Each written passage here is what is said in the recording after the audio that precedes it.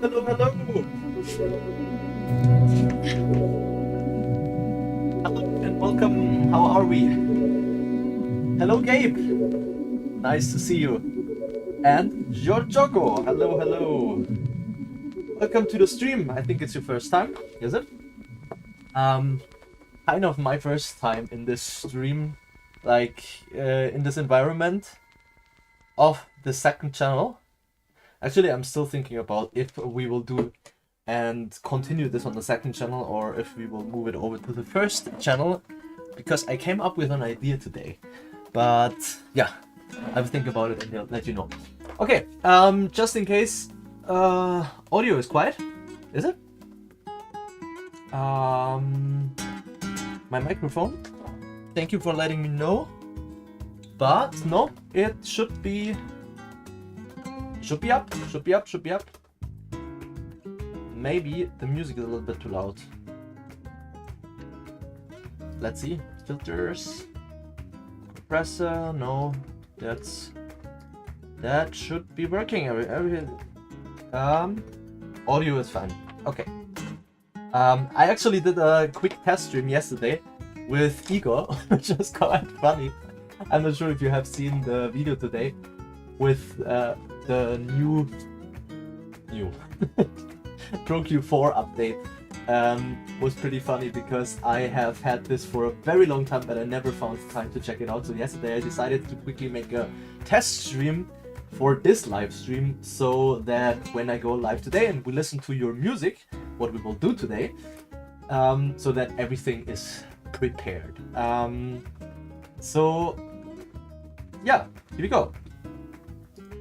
It sounds like I'm not using the microphone above. Really? That's it. Analog 1. Oh my god. Gabe.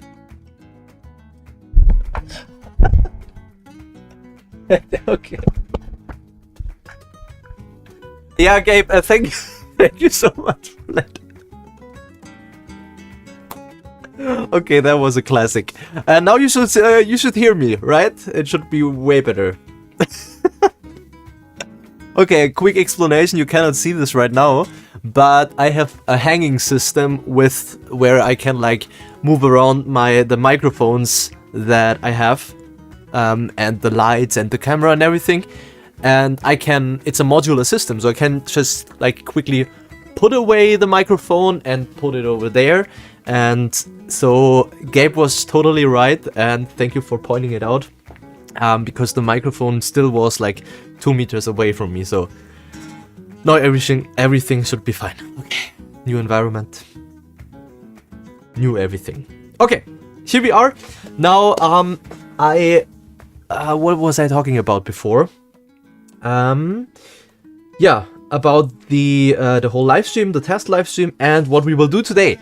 So, just a quick one. In case you're watching this in the future, there will be chapters in the timestamps below this video, so you can just quickly jump forward. Those live streams are always a little bit more chatty, so yeah, just so you know. Okay, but now that everyone is here, should we take a second and I will drink a mate today. Actually, I will drink it from this. How is everyone doing? What are you up to?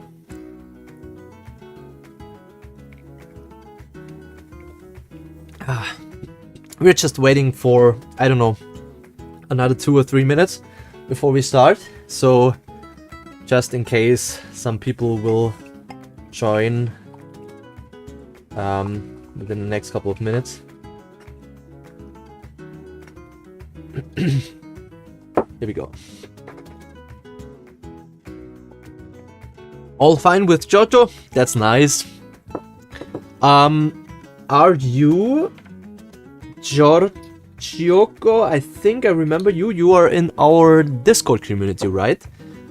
I think you are part of the course, the orchestration, cinematic orchestration essentials, right? If I remember correctly. Yes, you are. Okay, cool. Yeah, it's so cool to see so many new faces around, and yeah, great.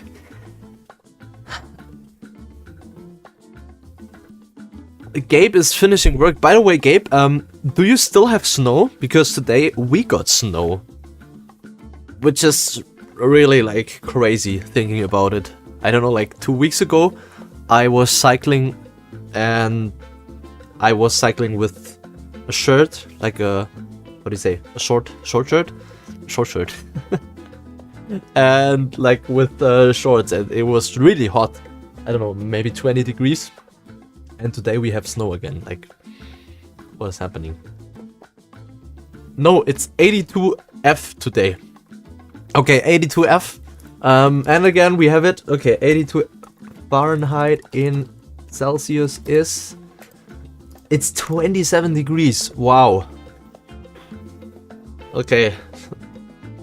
So you also have these huge changes between like good and bad weather.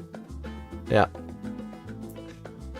Alright, yeah, all. I think it's been crazy. Yeah, I saw it like the other day when you posted the video of the snow, and then like 1 or 2 days later, yeah, it's summer again. It's really, yeah, the weather is doing this thing. It's like a typical April weather, to be honest. Like usually, I don't know if there's a saying in English, but in German there's a saying, April, April, der weiß nicht, was er will. And then it goes on, but it's like a rhyme. It says like, April, April, he doesn't know what he wants. Then, yeah. Anyway, I think we have had enough of the small talk. Now, let's talk about what we are here for. Let's listen to some music. So let me quickly pull this up. Where are we here? Okay, this should work.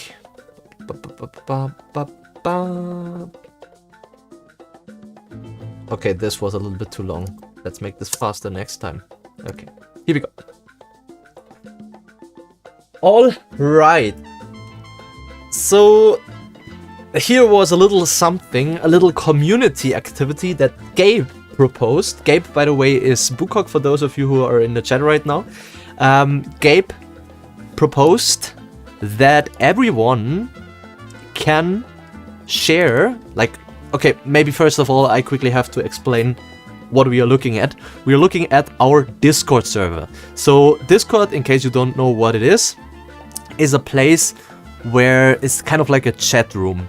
And this is our free to join Discord server, where we connect, where we talk about things like X. Sometimes we talk about X. We talk about DAW stuff. We talk about sample libraries. We give each other music feedback. And now there's also a new feature where we can showcase our music. So Gabe proposed something, and I thought this was really cool, that we share our favorite personal composition of 2025. And he posted this on December 19th, 2025, so last year, and said, I mean, the post reads, I will just read it out loud.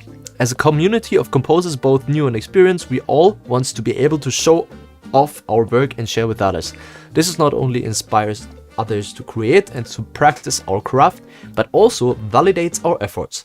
With that in mind, go through all your finished pieces of work you've done in 2025 and post the one you are most proud of. This includes any finished or published work from this year, and can include YouTube videos, SoundCloud links, or the normal MP3 or WAV. While not strictly required, it would be nice for your piece to be accompanied by a short background on the piece. As an added bonus, Leo Brennauer, that's me, has agreed to find time in an upcoming live stream to listen to the pieces and maybe add a little feedback if you want. This is tentative and would occur either somewhere between Christmas and New Year's, or sometimes in January 2026. Yeah, so digging through your 2025 folders and find your best to post here. I personally cannot wait to hear what you all post, as we have not only a very diverse group of people geographically, but also musically as well. Cheers. Gabe, thank you so much for initiating this. And again, I'm really, really sorry that I didn't find time earlier. The plan for my course and everything was a completely different plan than it's turned out. I wanted to be finished in December, but it took me from September till March to actually get my course done, and everyone that is a little bit closer to me knew that these were quite hard weeks and months for me. So now everything is a little bit more relaxed, and again, I'm sorry that I didn't find time to go through this in January, or as we wrote, Christmas till New Year. But now it's finally the time, and in this live stream we are going to listen to the pieces. And whoever is in chat, and I already see someone in chat, Mark Nova, hello and welcome, that is here. And I would say, like, everyone that is here and also like gives a signal in the chat that they are here will get a feedback. So we will like talk a little bit more in depth about their piece. For the other ones, I think we will just like listen to them. Then maybe I will say, wow, that's amazing, because I have listened to most of them already, and then we will move forward. So, but let's we just do this because there are quite some pieces in there. Are there? Oh no, it's quite good. How many do we have? 1, 2, 3, 4, 5, 6, 7, 8. 8 pieces. All right. And I will definitely, we will definitely talk about Nigel? I think it was Nigel. Nigel's piece, because he'll join later, and he kind of wants to rewatch, he already told me. All right. So I would say I will wear my headphones and we will turn off the music. By the way, here's a quick one regarding the music that you hear in the background. You might be wondering why there's always like South American, like I think it's salsa, right? Like, let's just say Latin music in the background of my streams and also of my videos. That's quite... There's a quick story behind this, and it's as simple as my mother is a huge Latin fan. She listens to this to this kind of music all the time. So it kind of reminds me of my childhood, and it kind of is like a nostalgic trip. But also I just like it because it's so chilled, and like there's not, at least in this music, there's no vocals in it, so it kind of makes good for as a background music. So this is kind of the explanation for this, in case you have ever wondered. All right, now let's turn it off. The cool music. Zack. We found the time. Yes, we finally found it. Here we go. You can skip mine. We have heard it a lot here. No. We are not skipping, Gabe. You are here. We will be listening to your piece. Maybe now I say something completely different. That would also be funny, wouldn't it? All right, let's turn up the volume for you all. Let's turn off the speakers, put it to my headphones, and here we go. We start with number 1, Nova. You are still in chat. Mark Nova, I think. So let's listen to your piece. Honestly, okay, this goes through different tonal shifts, but that's because this is from a Doctor Who fan project I just finished scoring. A thing I really liked is how I put it together, especially the part near the end where it gets all emotional. It also has a violin library I made in there too, which to me gives it more a personal and emotional connection. even if it's for a Doctor Who fan project. Oh, that sounds interesting. Cool. So when you say a library that you put together, just so I understand, you recorded samples and made a contact library, or how can we understand this? That's really cool. Now, while you are answering, let's listen to your piece.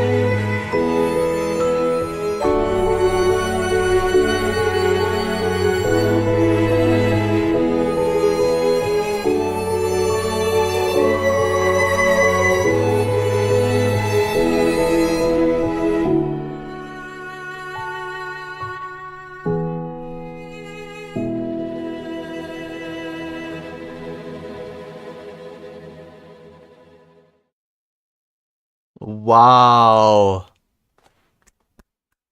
That's amazing. Yeah. I pressed the buzzer. I would do like beep. Wow. I will call you by the name that is in Discord, Nova.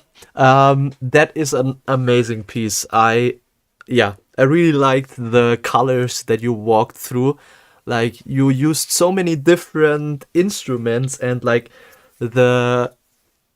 kind of like, first we started with the solo instruments, and then we walked into this, like, all of a sudden this piano appeared, and this was really like a nice sparkly era in the score. And then in the back part of the score, I don't know what it was.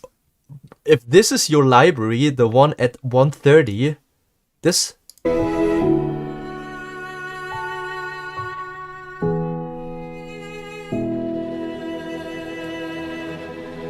I mean, if that's your library, you have gold over there. This sound is like, but this almost sounds recorded, right? Like, I'm not talking about the tremolos in the cello and in the lower register, but at the solo instrument that joins at 1:30.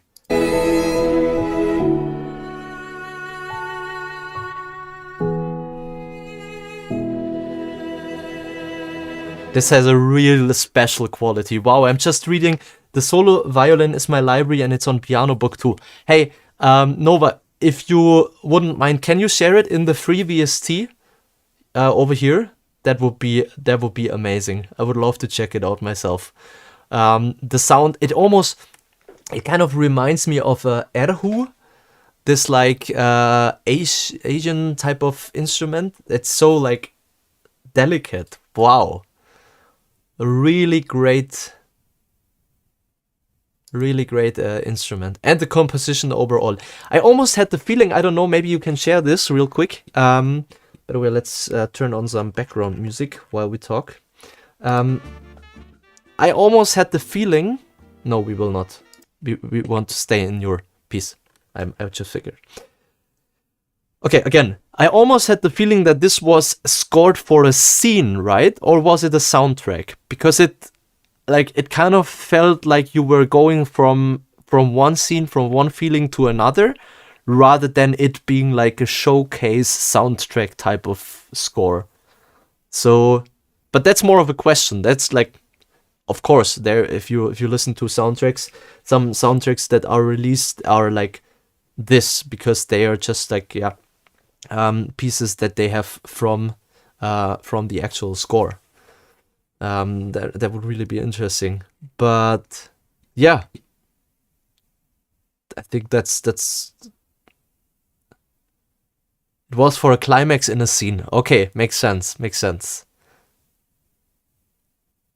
Okay, because you're here, and I think because you're one of the not only people, but because you're here, I actually want to listen to it again. So let's do this. Here we go.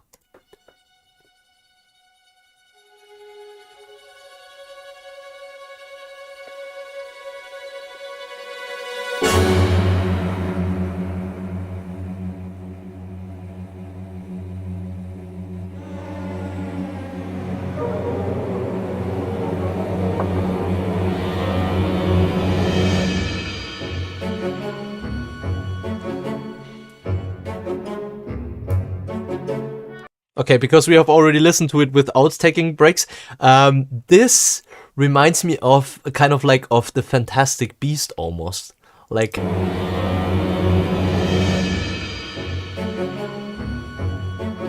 it's a like a James Newton Howard type of score.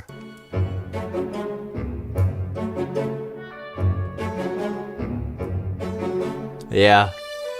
And also love the what is it, like a dulcimer or in the background?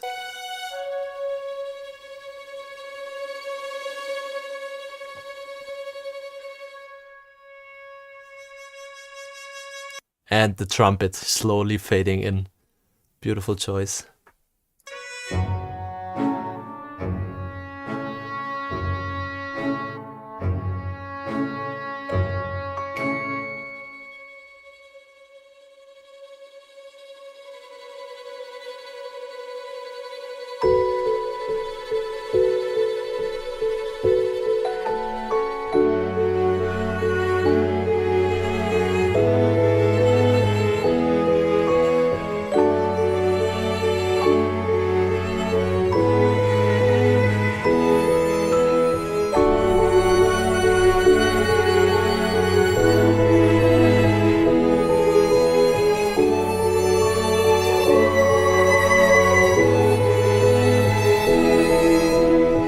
Okay, when I listen to this part over here, like just like that's a I never know how to say this, but there's so much good stuff in there, and the only like small note that I would take if this would be my piece, I mean, not that I want to say anything about the musical choices that you did, but the only thing that I would like try to improve if that would be my piece would now be the staging of the instruments.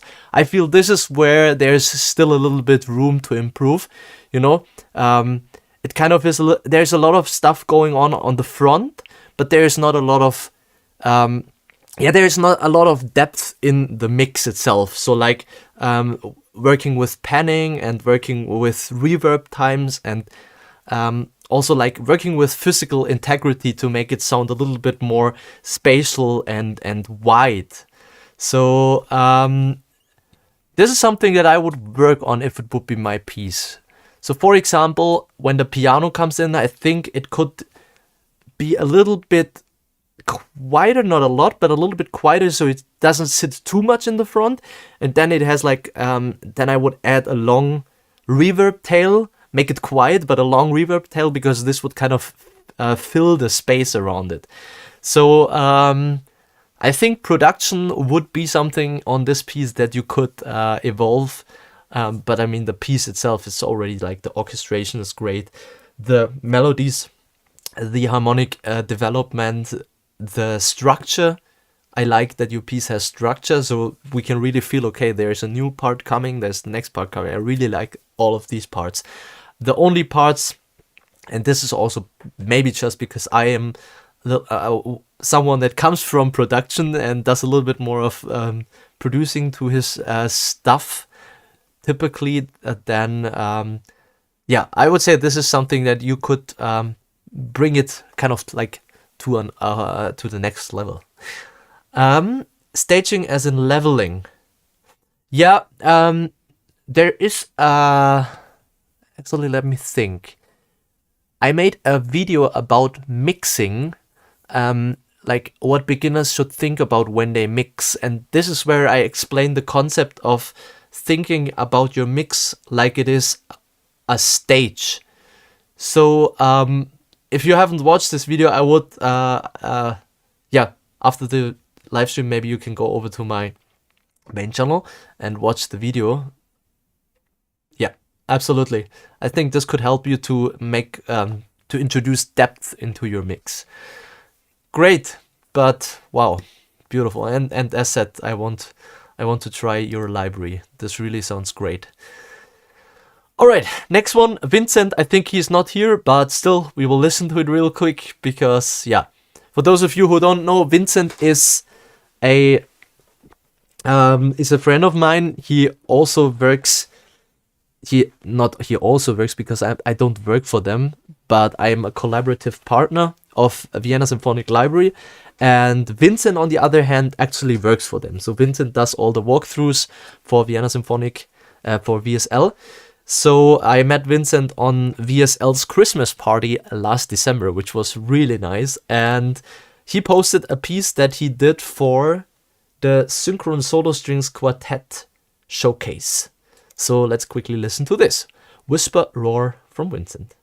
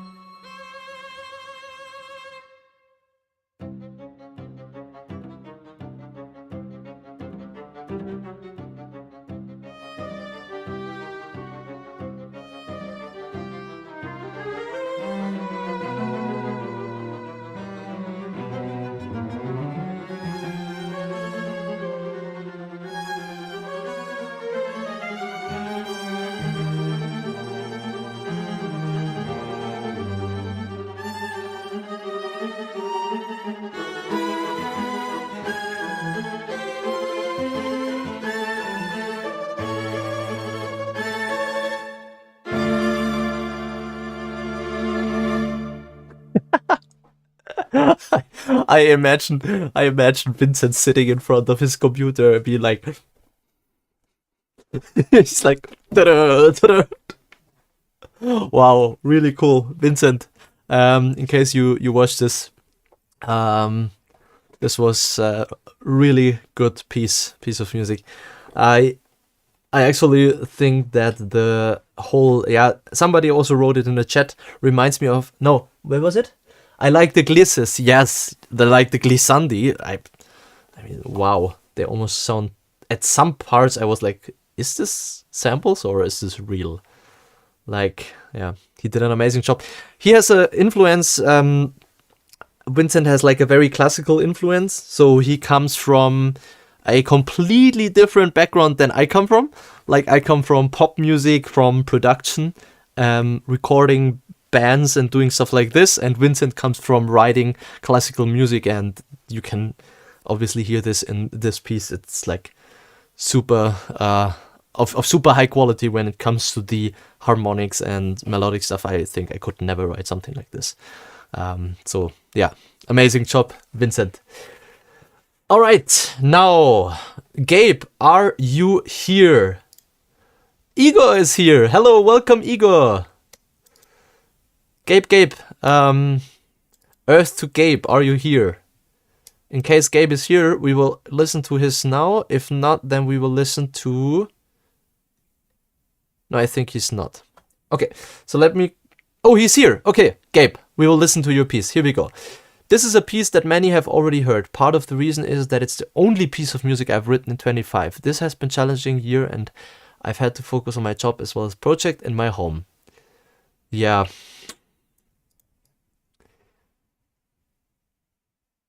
That's the part. Not only an opportunity to write music for a purpose, but also an opportunity to write music with my 11-year-old daughter, Mary. You see, Mary has a God-given talent of playing piano and making music out of thin air. My job as a father, as I see it, is to encourage, enable, and provide an environment for her talents to blossom and grow. This task, above all others, is my greatest honor, to help my kids have a better life, to become great and honorable adults. Maybe a little cheesy, but this is really what brings me joy, is to see my children become the people I know they can be, but also push them to be even more. Yeah, that is incredibly, I don't know the term for it. Anyway, I think that it shows a lot of heart, and yeah, I love the purpose behind this piece. So this is not the greatest musical piece. Yeah, don't downplay. Don't downplay. Okay, here we go. This piece represents a piece of not only my soul and heart, but that of my daughters as well. She's not only sat next to me as we made decisions, but she also sat in my seat and made her own set of decisions. This is the dream, that my kids will eventually sit in their own seat and live their lives honorably,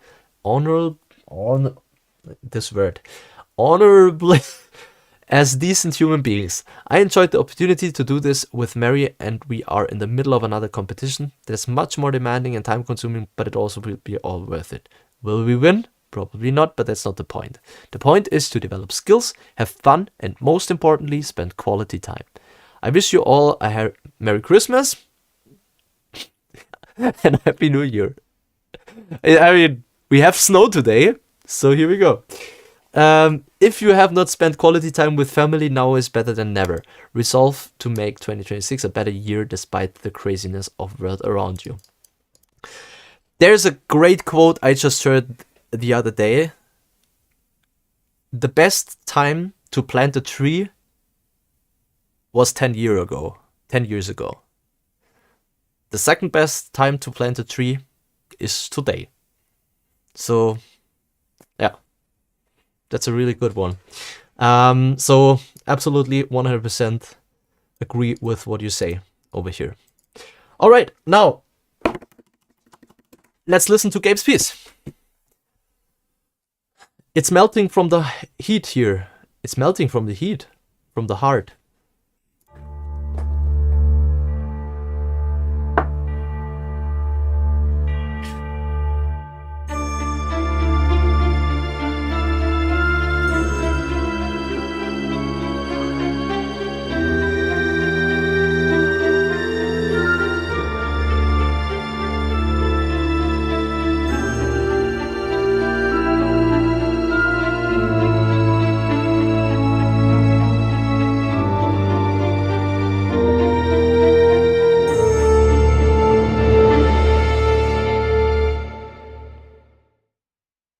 Wow, Gabe. Now I remember it was from, yeah, of course it was from the contest, from the Norwegian contest we did back then. Yeah. But you know what I think is really interesting about that piece? Back when I heard it, and I don't know if you remember my notes that I had, but one of the main notes from me was that I think, like, with the picture, it kind of like there was the picture and then there was the piece of music, and it was not like going 100% with what was happening in the picture. But now the interesting part is when we listen to it like this, it all of a sudden becomes a really good piece of music, like, because all of a sudden it has structure, because it doesn't have to follow the structure of the picture that we had when we had the competition. So I actually prefer your piece standalone than with the picture. I think it's a great standalone piece, and yeah, again, Daddy and Mary. That's a great title and great choice. Hello, DJ Post. Welcome, welcome. You too. Okay. So we agree on that point. That's cool. Yeah, but other than that, as you said, we'll not like talk about it in complete detail now. But yeah, great piece, and thanks also for putting out the message. I think this is the best part about your piece. Not the best part about your piece, but it's one of the most important parts of this piece. Obviously, that you did it with your daughter, and yeah. If you have not spent quality time with family, now is better than ever. Great. Okay, here we go. Let's listen to John's piece. So let me quickly check, because this is a SoundCloud link. I have to open it in the browser. Yes. Oh my god, can I listen to this without an account? Yes, I can. Okay, here we go. So just in case you don't know, I've been enjoying the course, by the way, Leo. Thank you. I am happy that you have. Really cool to get the feedback, and that actually, yeah, because it's a one-way course, of course, but I mean, it's not really. I'm active in Discord every day, so you can ask whatever you want all the time. Okay, but now to John's piece. In case you don't know who John is, I would say, one of the most active members of our Discord server, and has been there from, I would think, day one. I don't know if he's here right now. John, if you're here right now, then make yourself, like, raise your arm in the chat. So this is his soundtrack. Oh my god, I just saw. Wait a second. Let's read it, okay? And then we will take a listen. I'm proud of this piece, as it is my first orchestral soundtrack composition. Is it the best in the world musically? No, but for me, it's a landmark in my journey to write game music, and what brought me to this group. I set myself the goal to write music in 2025 that could be featured in a game. As I have recently become friends with a VR game developer and have started to play board games with him, I thought I would start by writing music to accompany a board game session for the game Pandemic. This would allow me to learn and possibly showcase my music to this developer. Pandemic is a set on a global map with different colored regions. So far, I have written a few tracks for what I hope will eventually be about an hour of music. Wow. 25 minutes-ish done so far. I choose a 3-note basic motive for Pandemic in the patterns C, A flat, G, and plans to use it throughout. I also intended to use ostinatos through a lot of it as background music tension. I have rather shot myself in the foot for the Red Era, China and Far East, as their traditional scales don't really have a semitone gap. Should research before making decisions. This track is currently called Part 3 Black and uses a mixture of traditional Ukrainian scale and a couple of others from the Middle East, as the game's Black region encompasses those eras that happened to include the motive spacing in some traditional scales. Anyway, here my first orchestral composition, other than orchestral elements in dance stuff. I couldn't quite decide on this part or the one that followed, part 4. Okay, here we go. Now, this piece is 7 minutes and 41 long. I'm not sure if we will, let's see, how long is this? 4 minutes, okay. Because I also don't want this to turn out in a... Oh, we also have a 20-minute piece. Okay, we will not listen to a 20-minute piece. I am sorry. And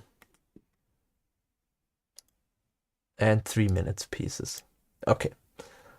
Maybe I will. We will not listen to the complete piece from John, but you all can listen to it in our Discord server. But I would say we will just start, and then we will see where we go from there. All right. Let's roll it.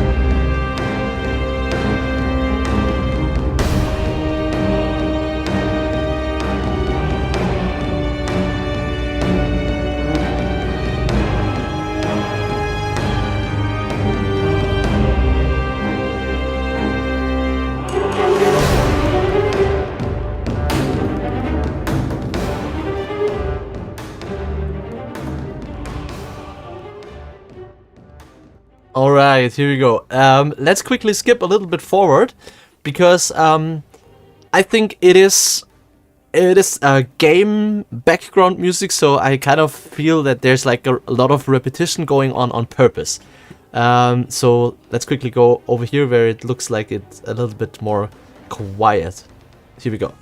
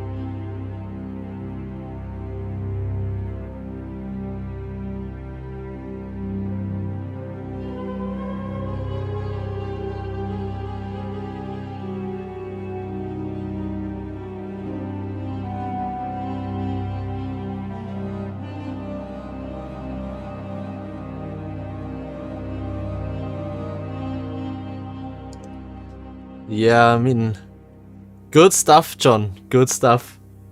I think you did a great job on capturing the feeling that I assume you were going for. Like, I'm not sure, but I think it is a duduk, is it? So it kind of gives the whole piece this, yeah, Middle East feeling. Really, really cool choices that you did. Now, obviously with John, we know from his pieces, and we saw it on several occasions. He has a background in music production, so he's like, when it comes to making the music sound wide and making the music sound in depth and like surrounding, then John is a master of this. Like, I really like his mixes and his production style. I think he does a really good job when it comes to this part. And I mean, obviously, because it's board game music, it's a complete different from what we, for example, heard with Vincent, where there was a lot of harmonic and melodic development. But with a game soundtrack such as this one, it's important that it stays similar, that it doesn't like go too much out of the out of what it is supposed to be. So yeah, again, really good choices. Liked it, John. If you are seeing this in the future, hello to future John. Okay, now let's continue with Adiran. By the way, hello. Did you just join?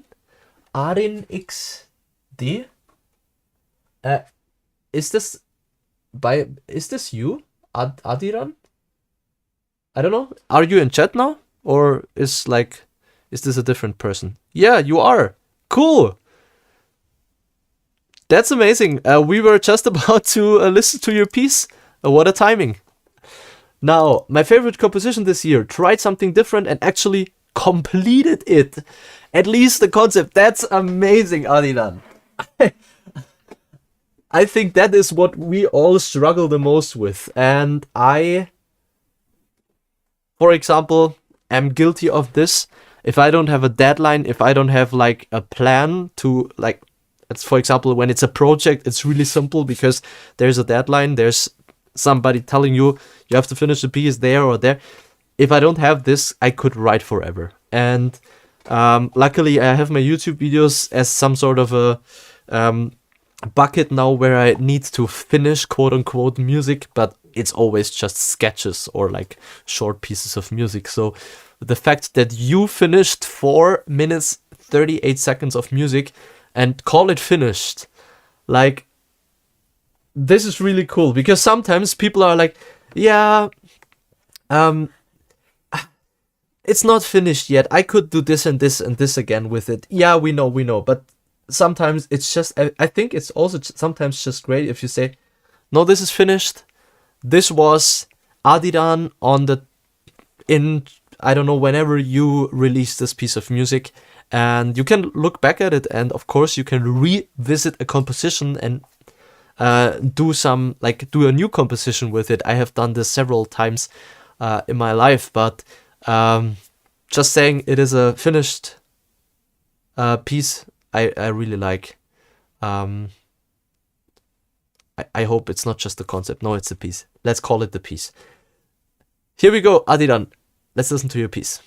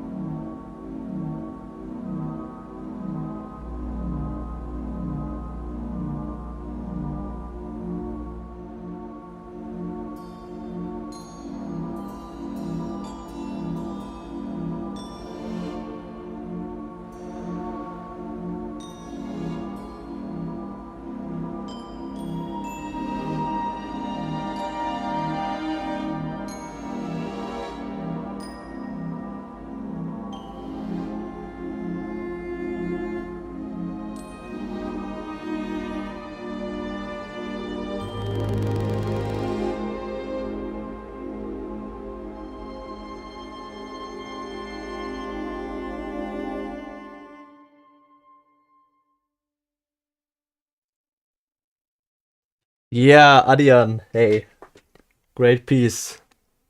I think yeah, you did a great job on the production. I wanted to listen to it through my speakers, and yeah, it really sounds good. Like very spatial and production wise, amazing job. Yeah, really cool. In the beginning, just a quick one because like now we are talking because this is my milieu, as you would say.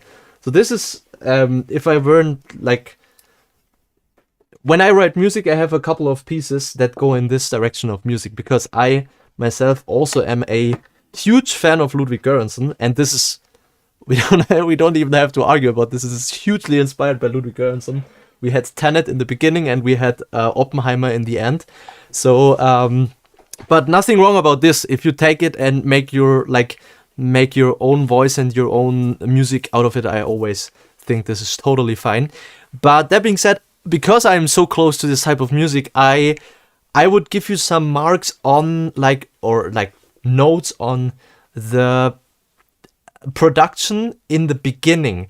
I think in the end it was really nice, like everything that was happening with the I'm not even sure what it was, if it was a vibraphone or glockenspiel, and like the cello that was coming in and the violin. I don't know. There was just a lot of like sparkly stuff in the end. This really sounded good from a sound perspective. In the beginning, however, I thought it could be a little bit more spatial from the mix. So I like what I typically do. I don't know if you can see this.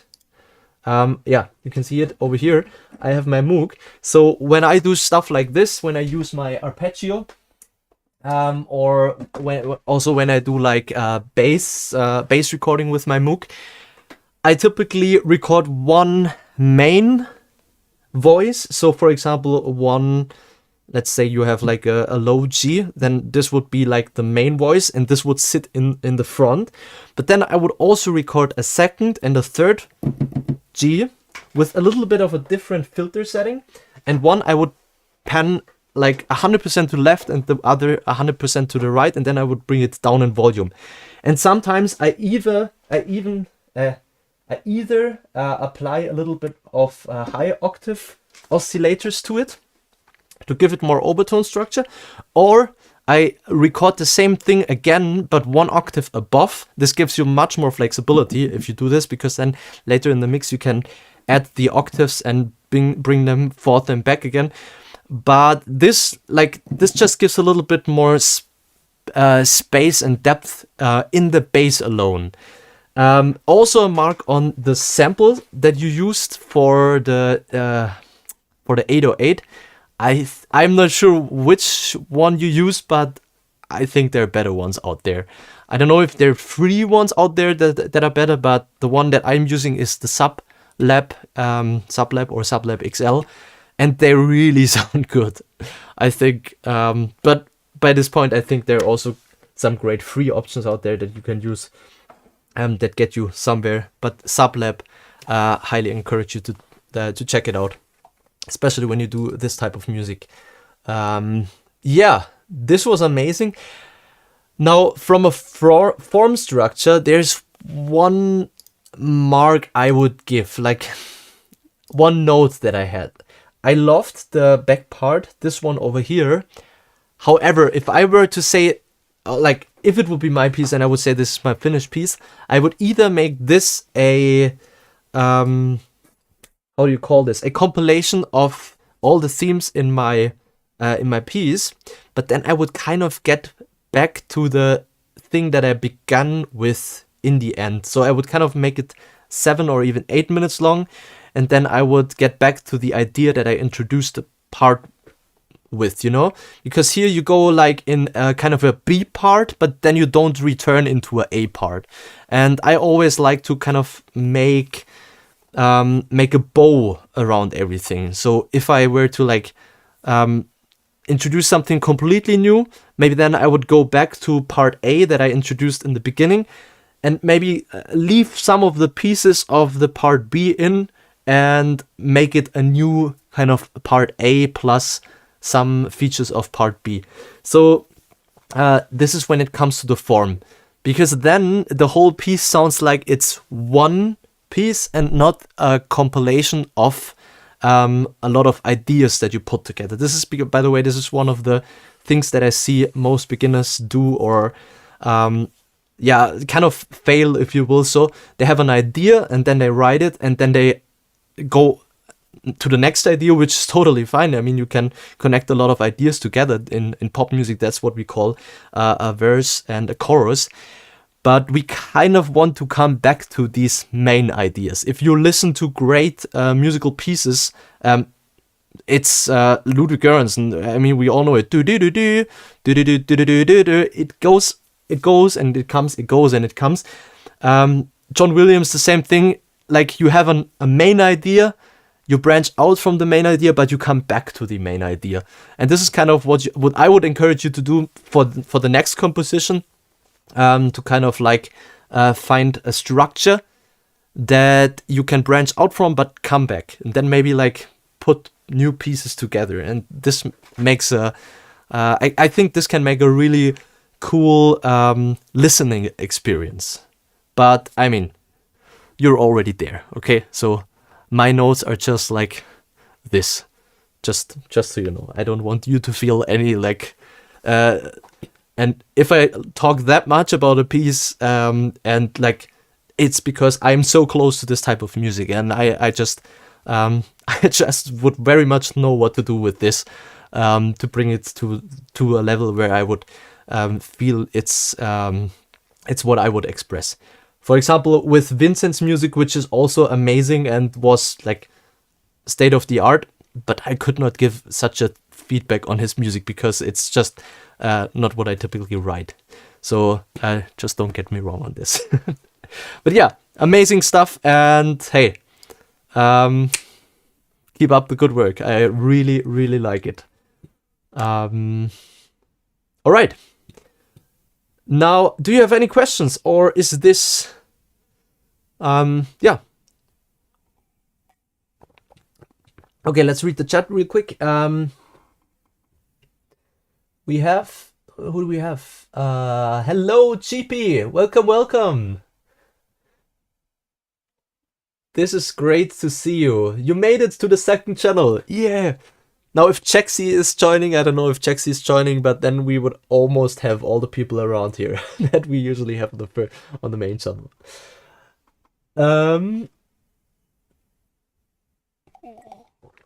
Niel, hello and welcome. I like the idea of panning the synth with each sounding a little different. I've done it with guitar, but never thought to do it with a synth.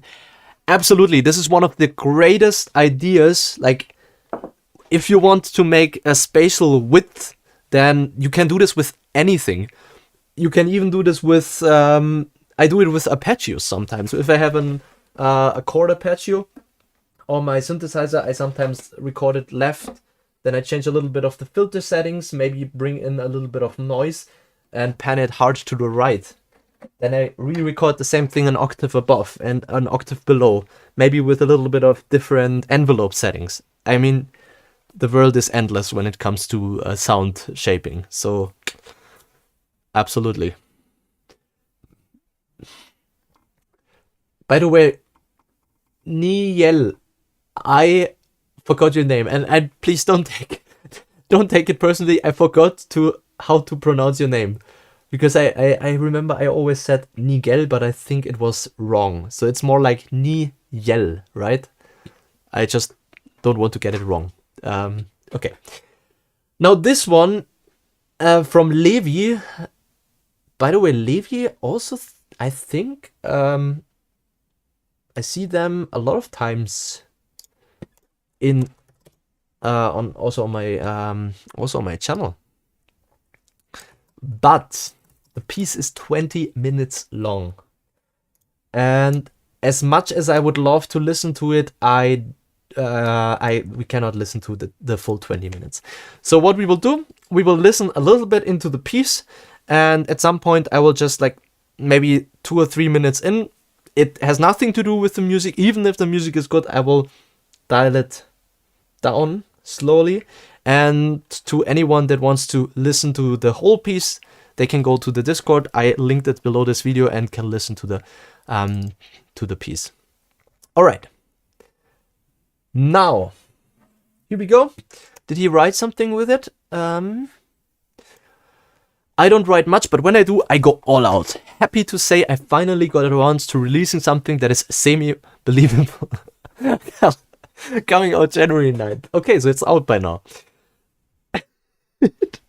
I love it. Semi-believable. I like the how he frames it. Okay, let's listen to the piano roll version, and we have something to watch. That sounds cool. Okay, here we go.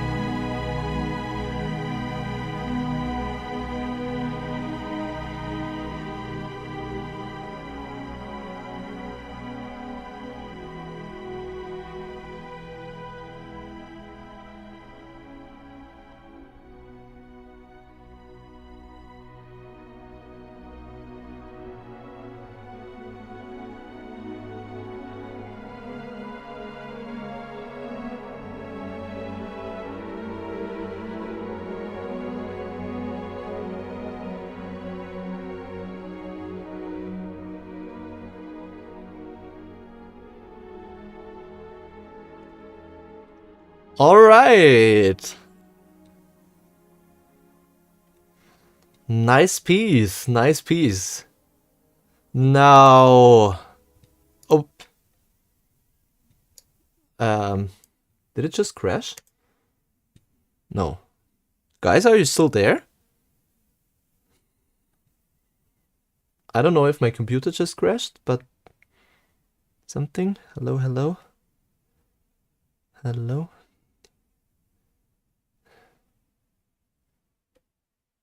Yeah.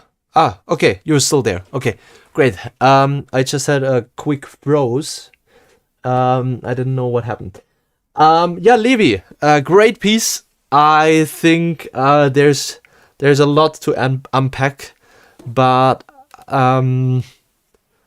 yeah, this is one of these, like, we were talking before about the situations where I like could say a lot about this stuff or not, and I don't know how this piece evolves, but I would Like, I would have some notes if I would know what kind of climax this piece is in right now, because it almost had the feeling to me as if I would listen to a 2-hour Wagner opera or some sort of classical ultra long piece, and now this is like kind of the building up to the climax in the last, I don't know, 10 or so minutes, and then we have like a resolution of everything.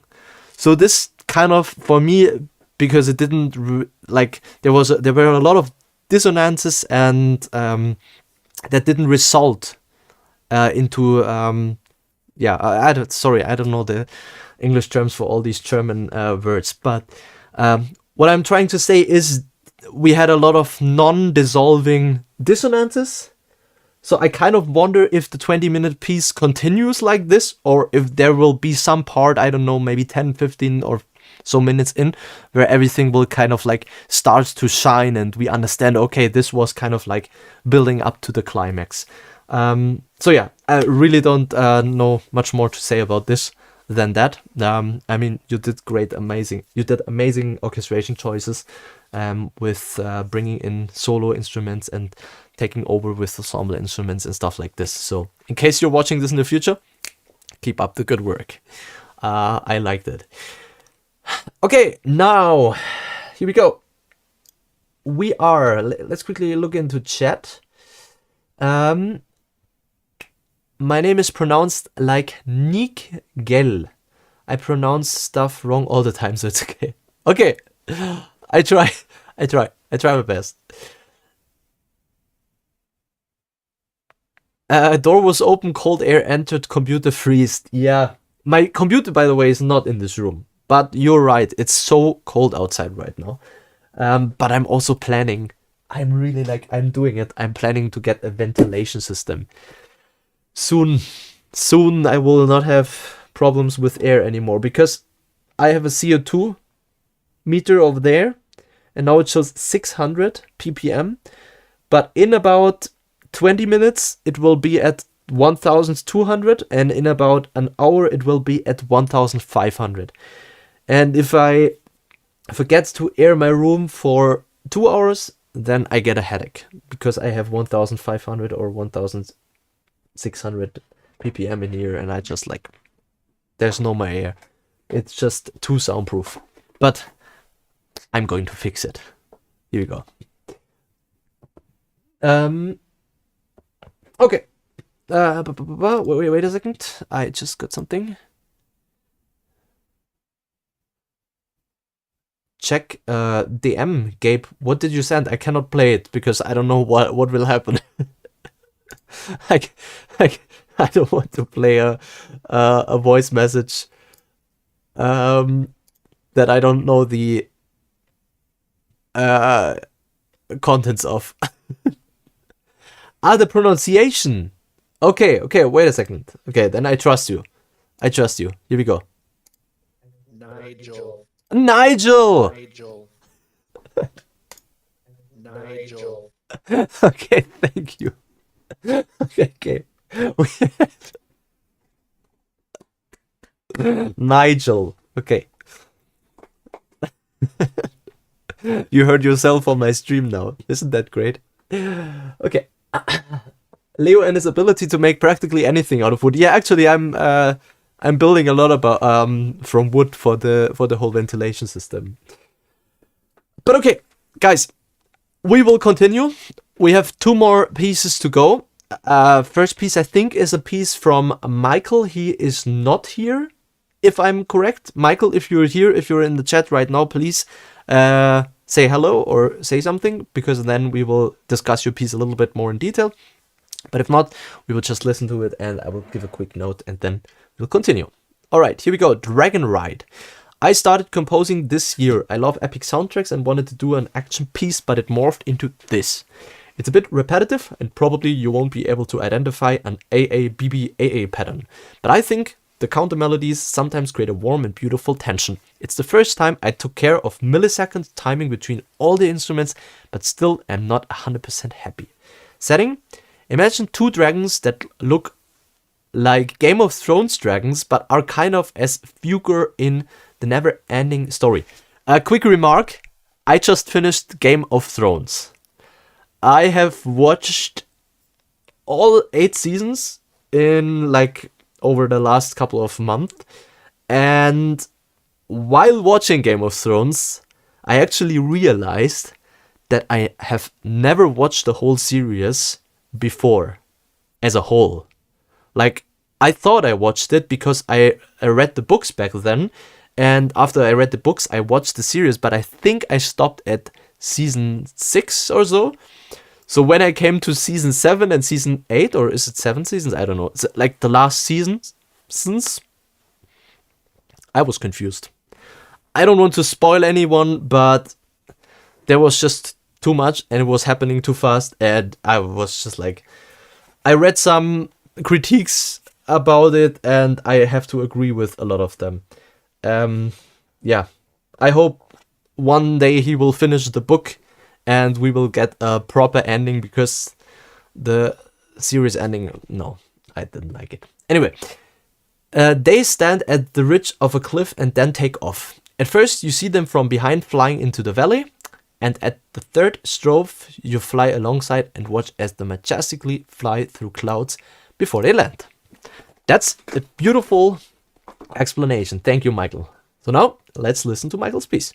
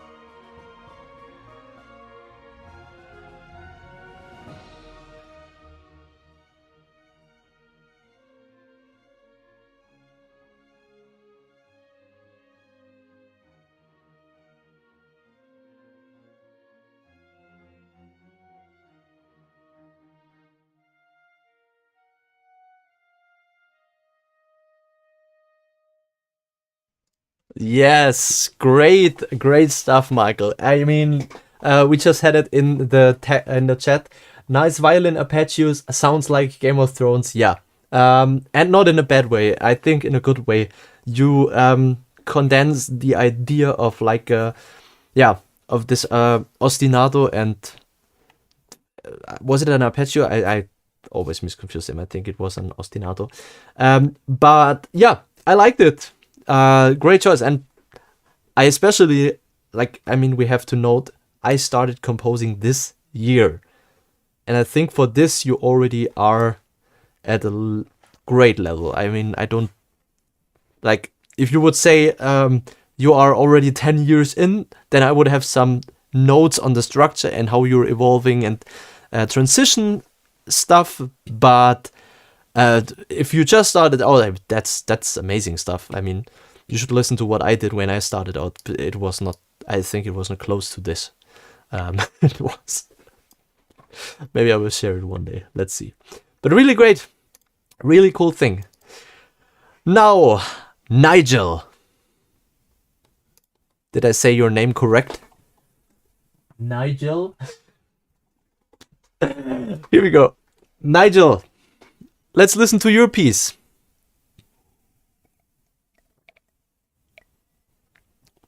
I worked on this an orchestra piece off and on for a while and finally completed and released it this summer. Carol is a character from a novel titled Michael's Gentle Wife, What My Mother Wrote. Oh, that's nice. I painted the album cover art. You did? You're talented. Wow. It features Carol holding her baby Elliot. There's a finished piece. There are finished pieces that I'm more proud of. However, they are not released yet. They will be part of an album that I hope to have released sometime next year. Please share it once you have it done, Nigel. Music showcase. I will talk about the music showcase in a second. But please, once you're done with it, share it. I so much appreciate having you in the community. And people, I mean, look at this. He drew that. Wow. I don't even know. How did you draw it? Like, did you do it with, I don't know, with a tablet? Like, or with a real pen, with pen and paper? Or how did you do it? I would be interested. Beautiful. Okay, let's listen to your piece, Nigel.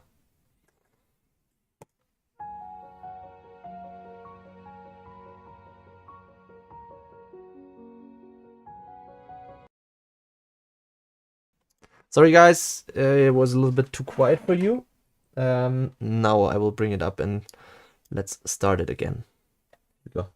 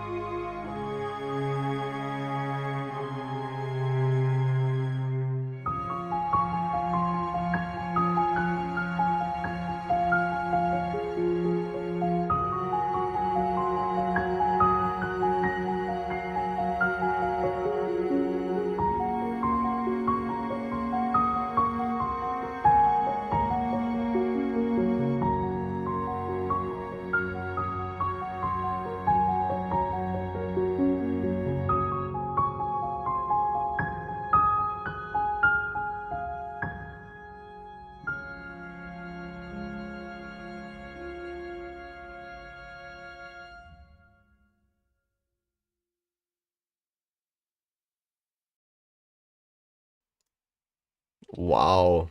Nigel, hey, what an incredible piece. I This was amazing. Such a great journey into peace, kind of like it's. I've listened to a lot of your music, and like you shared when you shared music, and it always has this like um it kind of it brings joy. I don't know how to describe it, but when I listen to your music, I afterwards I feel better, and I think this is a really great quality of your music, and yeah, I really like this. From a technical standpoint, also like of course we don't have to worry. It's there's so much structure. It's going forth and back. We have a melodic and a harmonic development, and we have a main instrument, like a main motive. Motives or melodies don't always have to be melodies. They can also be something like the piano that was playing throughout the piece. But then he also like put it away for a little bit and then brought it back in again, and this made the piece really interesting, and then ending it on a low and like calm almost fade out type of ending. Yeah, amazing, amazing work. By the way, guys, if you don't know, Nigel also has a YouTube channel. He also does reviews. You're kidding. You know what we do next in this live stream? We are checking ancient Okay. I'm not gonna watch this one because no. But guys, subscribe to Nigel, please. And why didn't I subscribe yet? Okay, here we go. Subscribe. Yeah.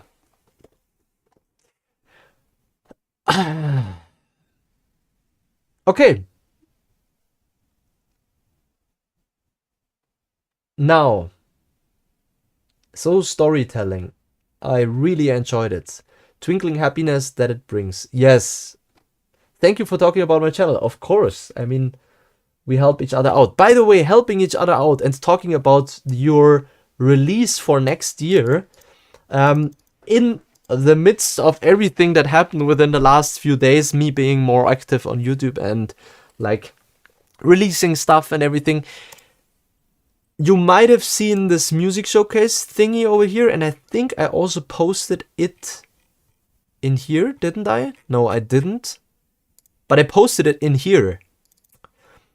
So, Nigel, this would be something for you because you give a lot of feedback, and I don't know how much credits you have currently, but you can check it when you type in credits. Then you see you currently have 0 feedback credits. So I don't have any feedback credits. But when you have feedback credits, when you have 3 feedback credits, so meaning, okay, let me quickly explain the whole concept behind this. So there's this thing about Discord servers, and let me quickly bring this up front, that some Discord servers I have joined and I've been part of really quickly turned into commercial platforms for people just wanting to make like wanting to have attention for their videos and wanting to like put out their stuff and not like kind of give anything back. I mean, now you could argue, okay, Leo, but you're also always just putting out your stuff. I mean, in the first place, it's my server, so that's the first reason. And second reason, I do a lot of tutorial stuff as well. So this is why I have the announcement tab. However, now coming back to these other servers where I saw like servers going into a more commercial server and becoming very like advertisement kind of servers where people just post in their music and nobody's replying and nobody's caring or anything. I met with the one and only Gabe, and he proposed something that I found genius, which is a credit system that gives credit to people that are active in our community, and they can earn a right to get advertisement on our channel without having to pay for it, other than being active on the channel. So the way this works is pretty easy. You see in the music feedback channel, if someone gives feedback, for example, Nigel gave a feedback, the piano is playing an octave lower than the bass. So he replied to someone up there, I think. I don't know to whom, but one of the moderator, in this instance me, gave him a star for this feedback. So now Nigel has 1 star. Okay. Now let's see. Nigel gave another feedback here, like wrote a lot about the piece, so he gave valuable input. He got another star. Now here DJ Postdoc wrote something. He got another star from me. So you see the trend. Now, every time you get a star from a moderator, so moderator being Igor, Gabe, me, and Chexi, every time you get a star, you earn a feedback credit. Now, once you have 3 feedback credits, you can post something in the music showcase. And the cool thing about the music showcase is that only people that have 3 feedback credits can actually post something in the music showcase. So this will not become like a crowdy chat where people reply and it will not be shown anymore, but this will be a very condensed list of showcases of music. So once you get the 3 credits, you can go ahead and promote your music in there, and then it will be potentially seen by more people. And with every post, of course, there will be 3 credits deducted. So once you earn 3 credits and then you post something in there, then the 3 stars will be taken away again, and then you have to kind of earn them back again. This is to ensure that the people are actually active and staying active, and only people that are active therefore have the right to kind of advertise their music in the channel. I think this is a really cool concept. We thought about this a lot. We thought about level systems, but then how would level systems... like, there was a lot going on in the background. I met with Gabe a lot of times, and I think overall he came up with the best idea. I don't want to get any credit for this. It all was on him. He even helped me to implement it, so thank you so much, Gabe, for taking the time for this. I think it's a really cool feature, and especially when the server is growing, and right now it is growing every day. We are at 320 people now. We have been at, I don't know, 100 people last December. I assume this year we might even crack the 1,000, depending on how the channel, how the video is evolving. I don't know.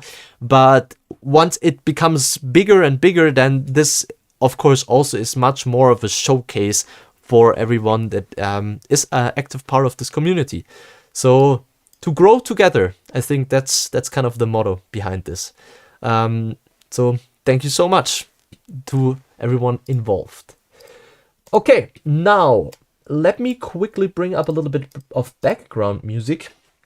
People, is there anything you want to talk to me about? Is there any questions? Are there any questions? Do you have anything on your mind right now that you want to ask me? Let's make a quick question answer type of section before we move on to the next part of the live stream. The next part of the live stream, by the way, we are not ending the live stream yet. We are doing something super cool next. We are checking out a library. I say this so many times these days, but there's a stack of things I want to do, and this is why you will see me checking out so many things over the next few days and weeks, that I will just like check out a library and plugins and compare and do stuff. And today I have something pretty special as well. So please, if you have any questions now, Um, shout them out. Currently, ask me anything. Yeah. So let's put this up on the screen like this.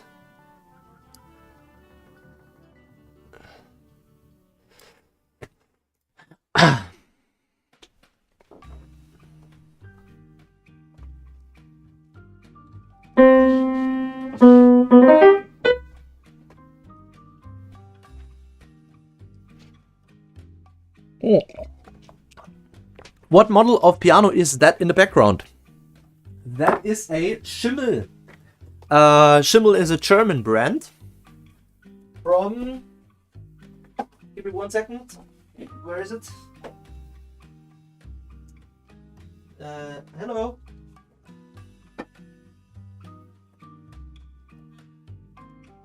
I don't know. I actually don't know how old it is.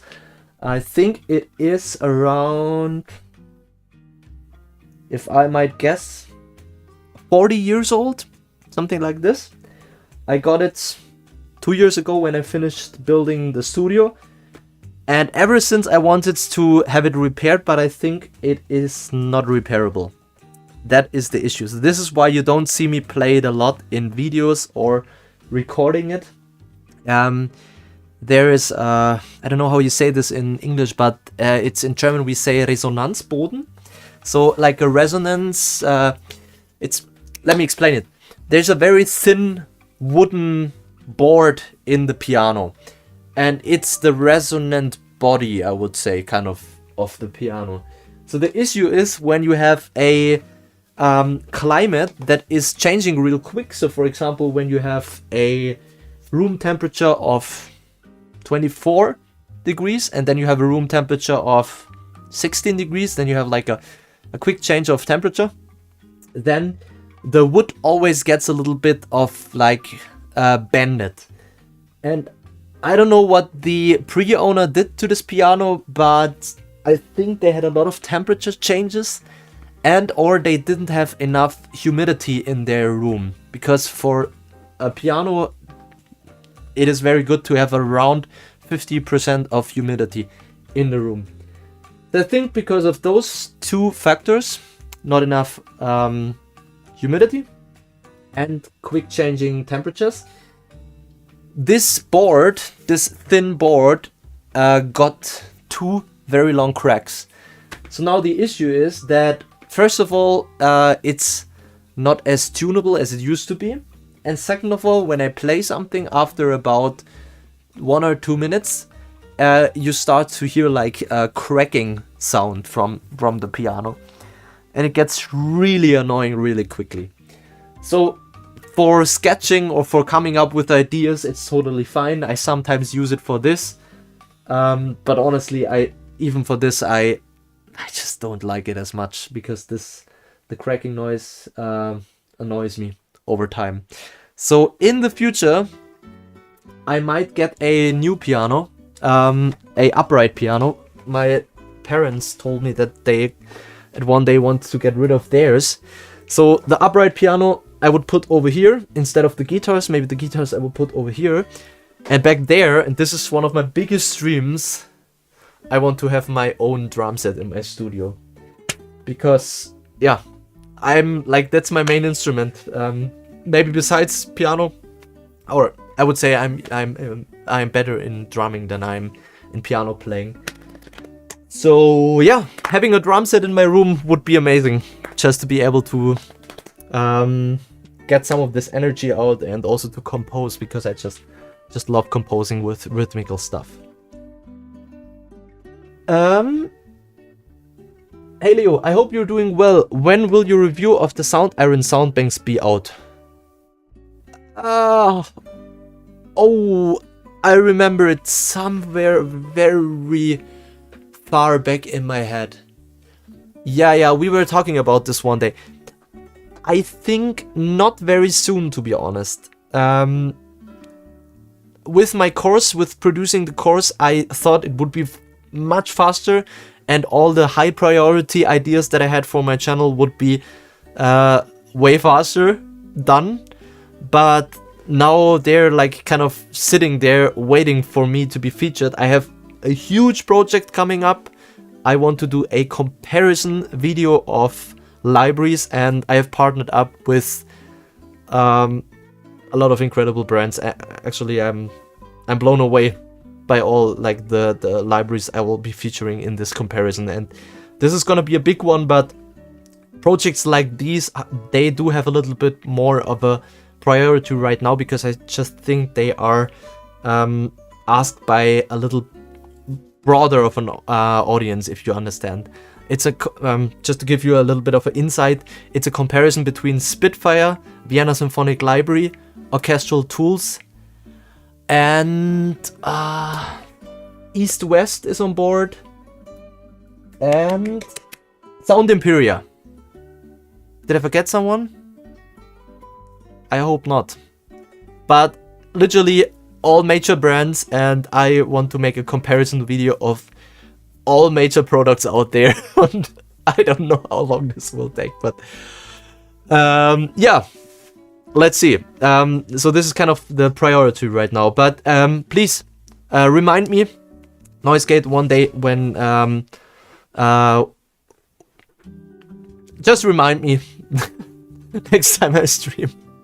Perhaps you can save it by sampling it. I enjoy playing the home pianos people sample on piano books. Sometimes something a bit broken gives a lot of character and is good for lo-fi and stuff. I see where this is going. We need another sample library, another piano sample library. Oh, honestly, I don't know if I want to build a piano library. I don't see myself cleaning samples. I have done this in the past, and it's a tedious job. I have to be honest. Sample cleaning, and to begin with, sample recording. If you want to properly sample a home piano, it just don't clean them. Yeah, but then you have to clean them. You have to do a little bit of denoising, because if you don't, then I have played some pianos that have horrible noise in them, and yeah, if I would if I would do it for me and for a project or something like this, I would be totally fine with this. But if I release something, I know myself, I always strive for perfection. And I know not perfection in the sense that it doesn't have to sound perfect because it has cracks and stuff, but if it's unplayable because of noise and things, yeah, I'm not too convinced. I have so much other stuff that I want to do first. For example, I'm developing plugins, or like we are starting to develop plugins that help you mix easier, that help you master easier, that make your orchestral sound better, faster. And those are like really simple to use plugins, and that just like go in a direction where they give you a faster access to a better sound. But this is something, okay, I don't want to say this is done in 1 or 2 months. This might take another couple of years. I don't know. We just started. We just bounced ideas around, and I don't know if this is even happening. But anyway, this is kind of the thing. When I would produce something and go more in this direction, this is the one that I would focus on for now. I do have, however, talking about samples, I do have a very cool instrument in the attic that I want to sample. It's much easier to sample because it's a one-hit instrument, and it only has 8 notes. I will share it when I am doing it. It's a super cool instrument. I haven't seen it or something like it. Okay. What else do we have?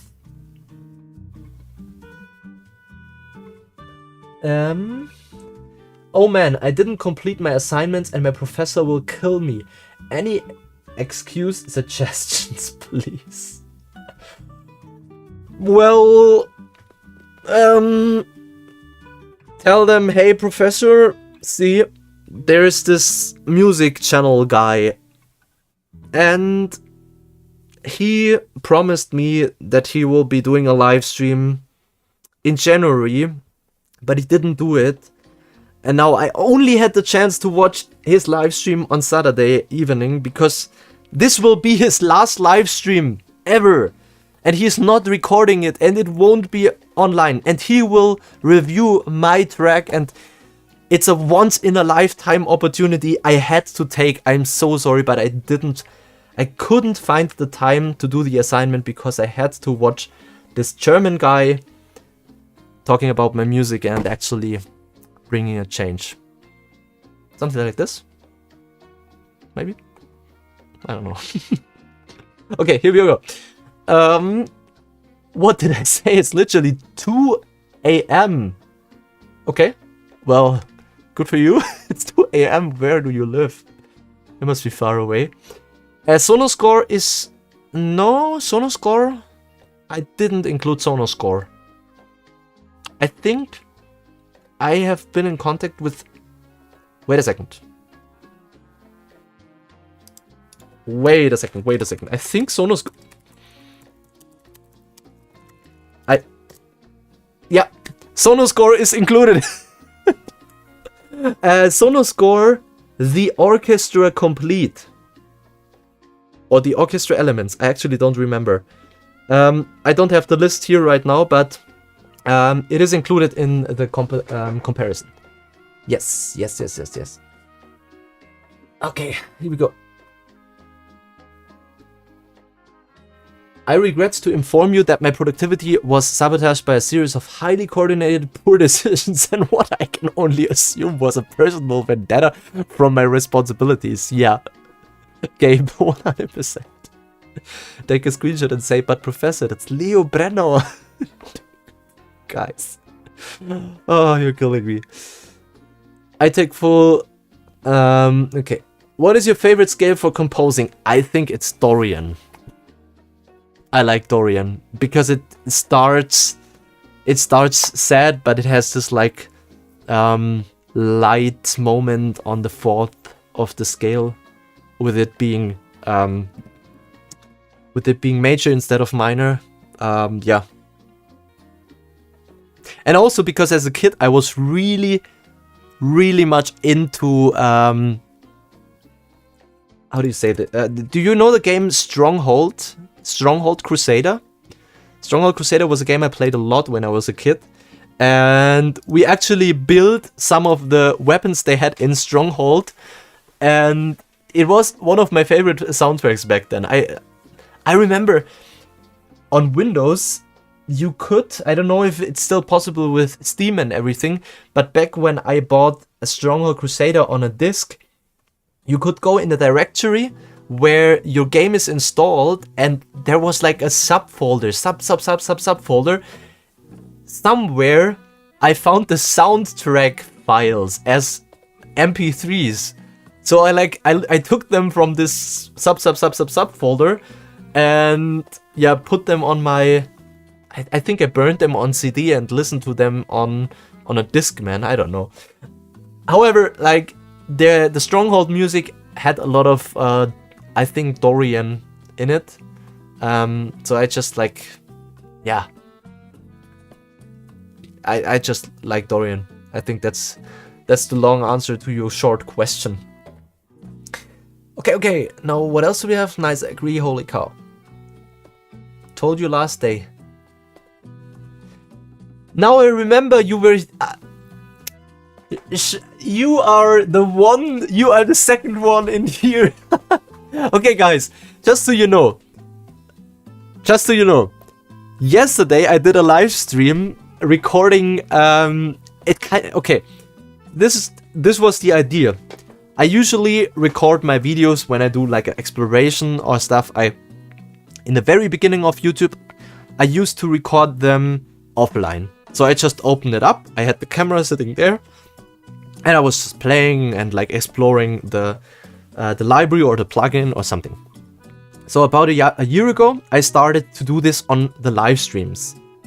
And then I kind of had this hybrid type of thing where some of the libraries I explored live and some of the libraries I explored offline.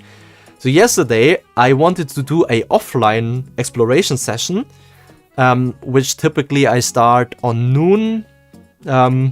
So I was like in my studio and I thought, hey, why not just throw on the live stream and do it on the stream?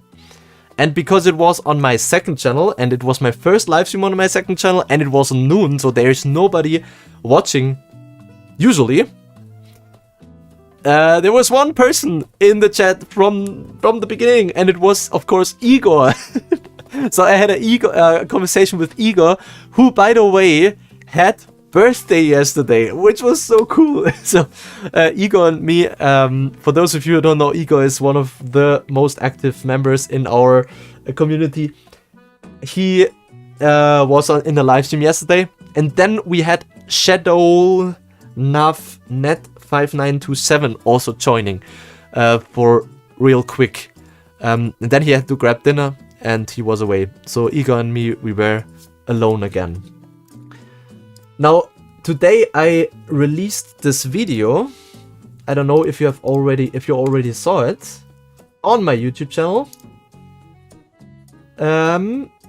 It's not performing good. I don't know why. I mean, let's see. It has, but now it already has 130 views.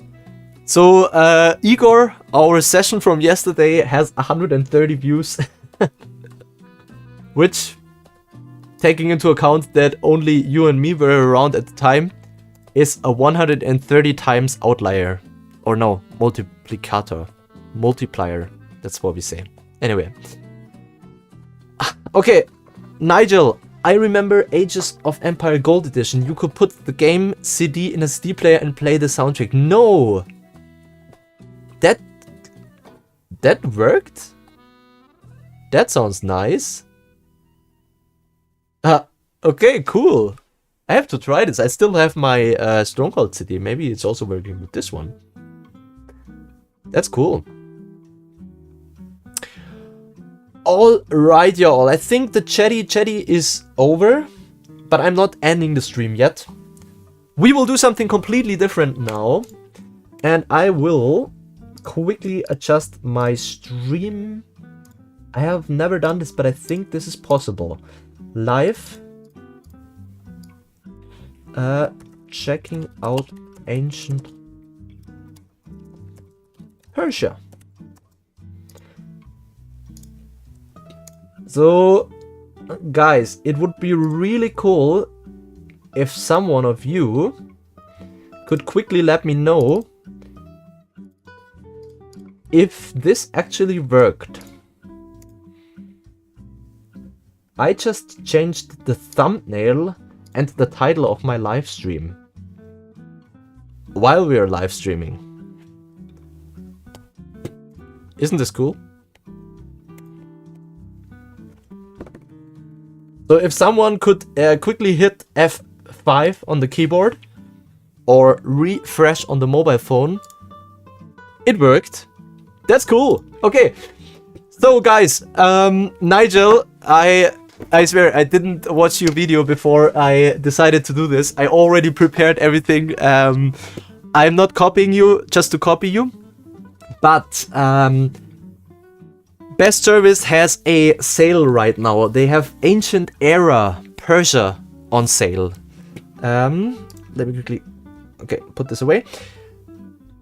Now, okay, again, Best Service have Ancient Era Persia on sale right now, and I always loved ethnical instruments. Back when I started my YouTube channel, one of my first videos was reviewing Stretsov Arabian Ethnic Orchestra, and I've been using Best Services Ethnic World. I have used UVI World Suite for a very long time, and I just like these special kind of, yeah, world sounds, world music instruments. I'm always a huge fan of this. In the background of my videos, there's always a little bit of Latin running.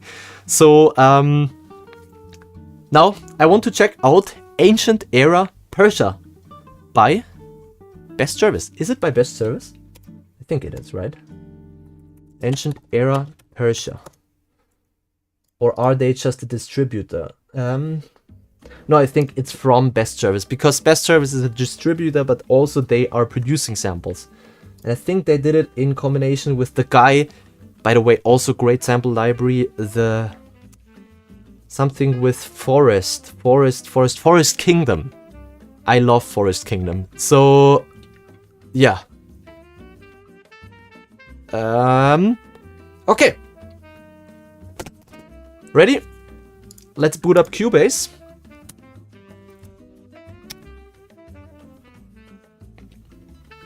That's okay. I was first, so it's cool. Yeah. Is it your first time? Was it your first time checking it out, Nigel? Or have you been checking it out before? So, because I have earlier, after I installed it, I always quickly check it if everything is running, because else I would sit in the live stream and it wouldn't run. I've opened it and played one drum, and the drum already sounded so cool. Now I'm really curious what we are about to encounter over here. So let's see. Okay. Now we have to save this here. Here, click here. I will change my screen. I know you cannot see it yet, but give me 1 second. You'll see it in a second. Ancient Persia. Alright, here we go. And this is... Here we are. I think it's the engine player now. Okay, so Ancient Persia used to be, I think, contact instrument, and now it's in this engine player. Okay, so we click here and then we get this drop down. I mean, it's my first time working with engine. What is it? What version is it? 2 or 3? I don't know. I used to use engine player 1 or 2 for Forest Kingdom. I didn't like this player because it didn't work on 4K. It was always very small. And yeah, but this one is working. Okay. So here we go. Ancient Persia. Now we get percussions, strings, winds. So these are the playable instruments. We get loops, phrases, and soundscapes. Oh, this already sounds cool. I'm looking forward. Alright, now let's put on headphones and turn off the background music.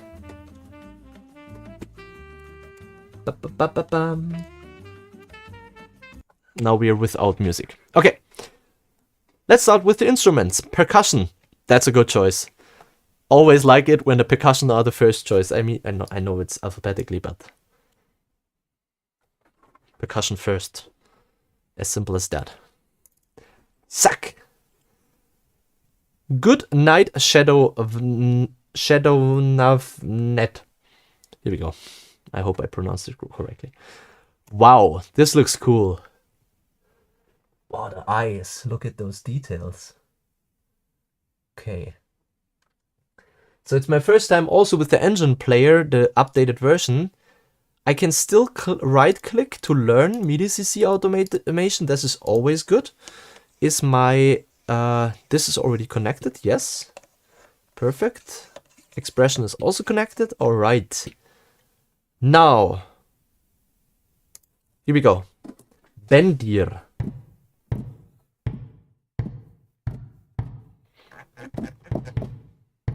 Okay. Ah, frame drum.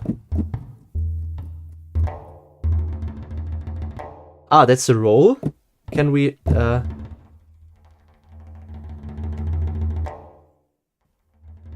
okay, here we go.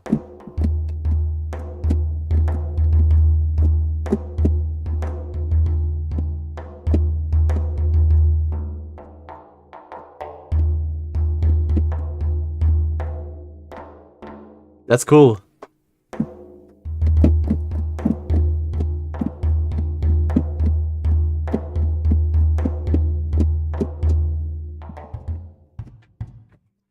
We have some mutes. Okay.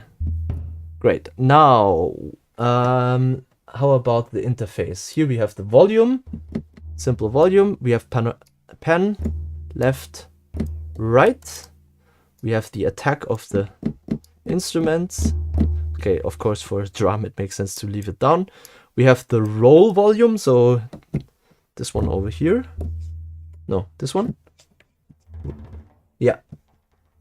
It's already pre-routed at our modulation, that's cool.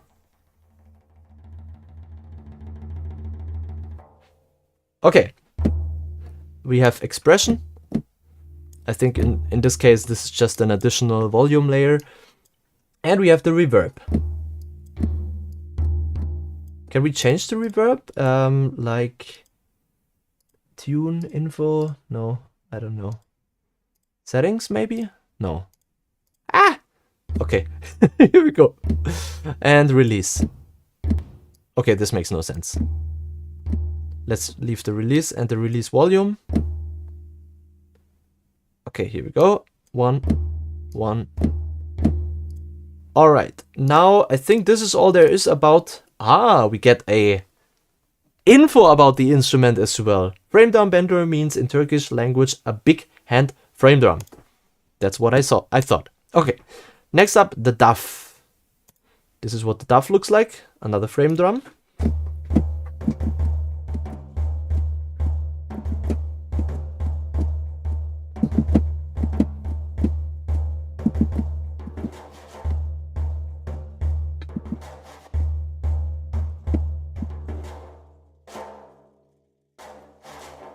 Oh, that's cool.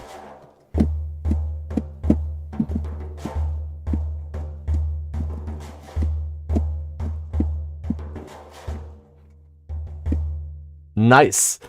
Okay, next up, darbuka. Okay, this is Arabic.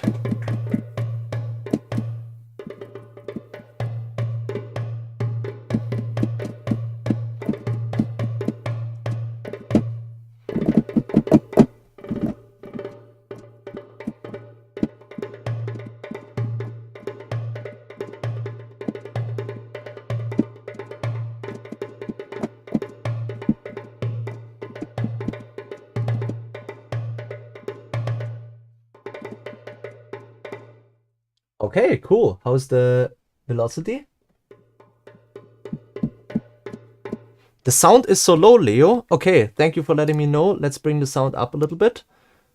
Oh, yeah, you're right. This should be better. Now we have I have the limiter on, so there shouldn't be any problem anymore. Okay, here we go. Sorry, and thank you for letting me know. Always share it, please. I like this kind of feedback.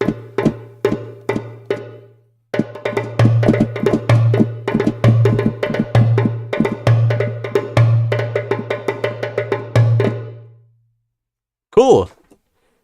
But now I'm hitting the limiter a little bit too heavy, so let's bring it down just a notch, just a notch. Okay, darbuka. What else? What kind of? By the way, the velocity.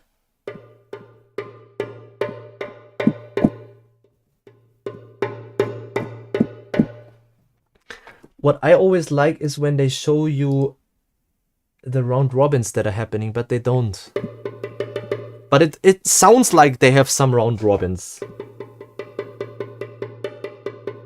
So in case you don't know what a round robin is, just imagine it like this. You have a sample. When you record a sample library, you have a hit that is, for example, mezzo forte, and then it's like this. And now, if you would just record one mezzo forte hit like this, and every time you hit mezzo forte on your sample library, it would always trigger the same note. It would always sound like this. Not like this, but it will always trigger the same note. Now the problem is, in the real world, when we hit something 2 times, we never hit it in the same manner. And even if we do, we always have a little bit of a different reaction from the material, in our instance, drum, because we have already previously hit it, or like it's just like reacting differently every time we hit the instrument. Now, a round robin solves this problem, because a round robin records the hit, so for example our mezzo forte hit, at least 2 times. So now every time that we hit the same note in the same velocity, now a different sound is triggered. And now depending on the quality of the VST sample library, you have more or less round robins. If you have like a super sophisticated, super high-end library, you sometimes have up to 10 round robins per articulation, per velocity, per articulation. So this would mean if I hit it 10 times, I would never have the same sound coming from my machine. Plus, there is even something called a randomizer in a round robin. Meaning that even if I played 10 times the same, then the 11th time wouldn't be the first time, because now I had like just the round robin like randomly picking the sounds from the robin pattern. Now some libraries show which round robin is triggered, so then you have like an overview. In Sine, for example, you see this. In Spitfire, can you see this in Spitfire? I actually don't remember. However, here I'm not seeing it, but I think I'm hearing it, because it doesn't sound machine gunny. Because, so, when you only have 1 or 2 round robins, it will always sound machine gunny when you play the velocity 2 times the same. So for example this.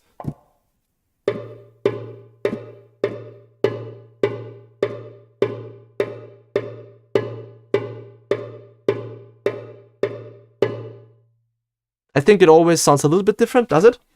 Let's try it with the velocity at 100%.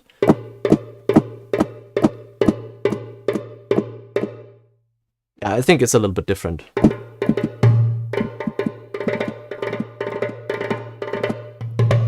But nevertheless, a little critique. I like if I see if there's a round robin happening.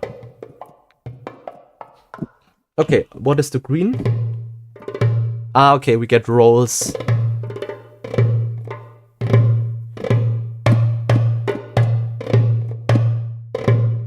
Ah, that's cool. Oh, that's heavy. Oh, no! That's too fast. Okay, anyway, I think that's enough of the Darbuka. Let's listen to the Davul. Davul. By the way, guys, is the sound good now? Is it loud enough?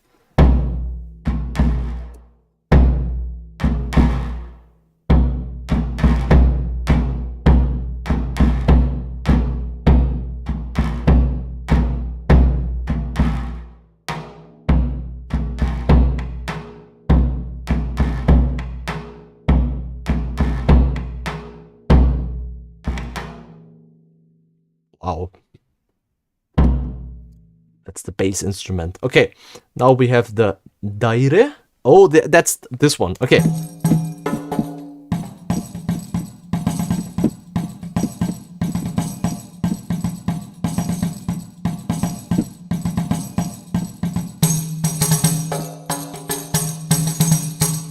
I want to record this. Let's quickly do it.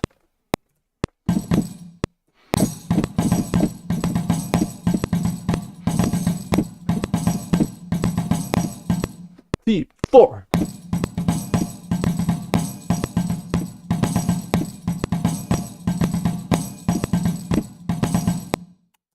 Nice.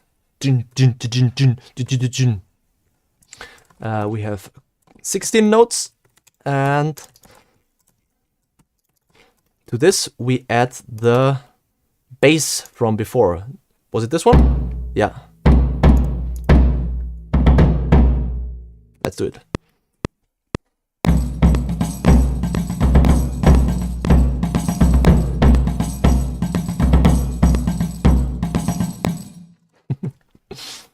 Okay. Now duplicate this and bring in. Oh, I like that it's super snappy, super fast in the loading time. Cool. Here we go.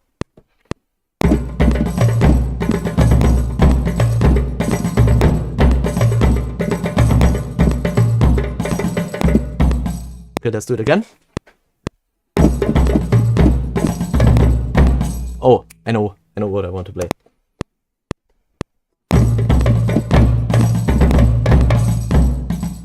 Okay, it's laggy. Why is it lagging? Try it again. Okay, we need this.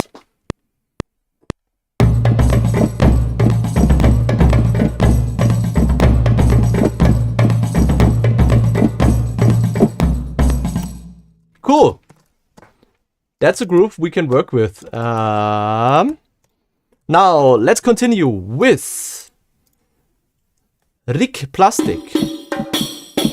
Oh, we get higher in the register.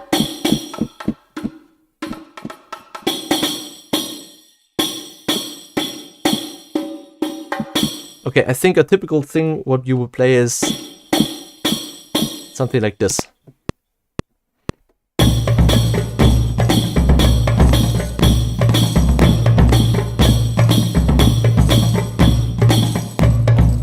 Okay, the velocity are freaking me out a little bit.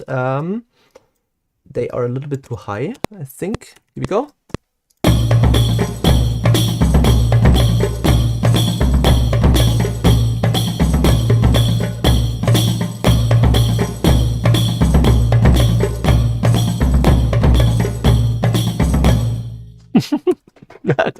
I mean, already getting somewhere.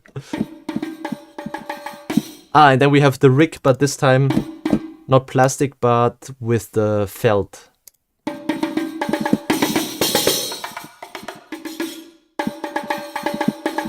I'm dancing. I'm glad you are.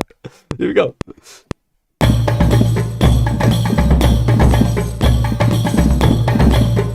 Okay, here we go.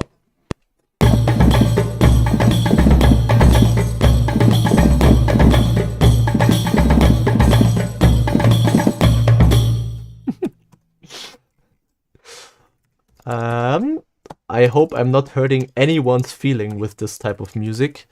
I know you have to be careful with ethnic music, but I just want to have fun.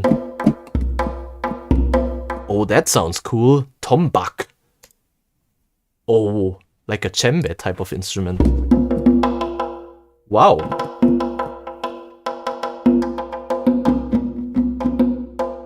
But a lot of similar articulations in here.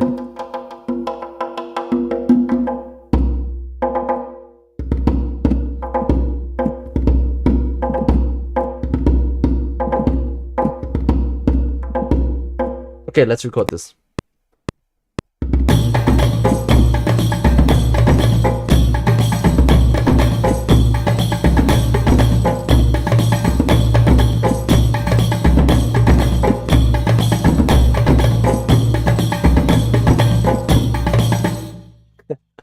Okay, I think what we want to do is put this one a little bit to the left and to the right and to the left and to the right.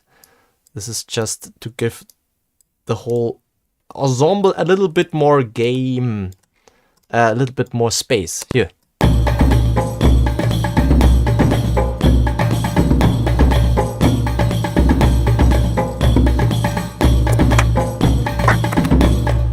Oh, you would need claps. If you would do it correctly, you would now need claps like... Yeah, but we are not recording a microphone now. We are looking into, I think this wraps up the percussion. Yes, this was a tombak. Now we are looking into strings. Both strings, Lira 1. What is happening? Double click, it's not loading. Why is it not loading? Turkish violin? Did it already load? No. Lira. Okay.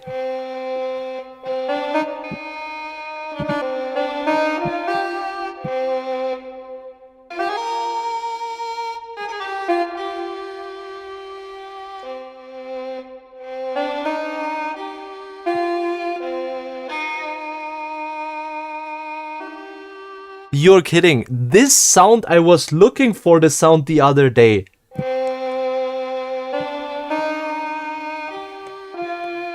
It's the sound from the Uncharted soundtrack.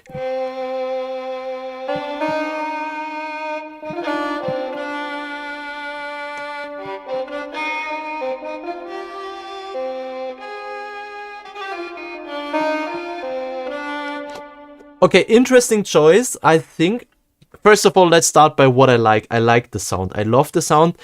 And as they do with the Forest Kingdom, I think the reverb sounds amazing out of the box.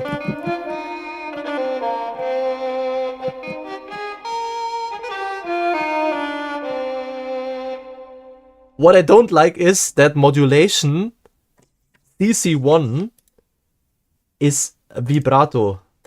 In which instrument is CC1 vibrato by default? This makes no sense. So if you don't have dynamics in your instrument, and I think this one does not have dynamics, then at least I think at least put it to volume. So CC1 should be volume and CC3 should be vibrato.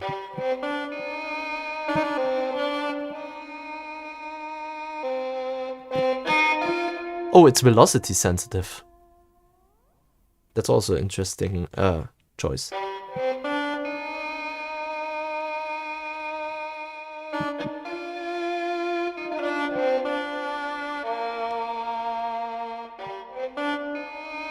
So it's okay, it's good to play, like, if you want to play a little bit more upfront, a bit more active stuff, but if you want to go a little bit more into the emotional quality of the instrument, I think it becomes harder, because the expression, because the velocity, if I understand correctly, the velocity does the control over the volume. Yeah, it's the velocity.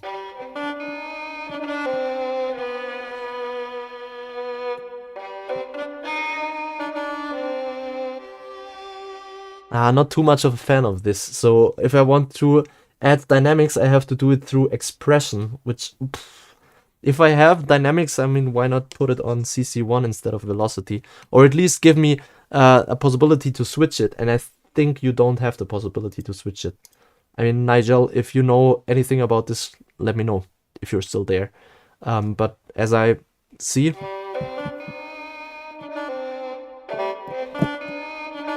you see, it's velocity based. So yeah, here we go. But anyway, I like the sound. The sound is good. Okay, let's turn down the percussion just by a couple of dB, 6 dB maybe.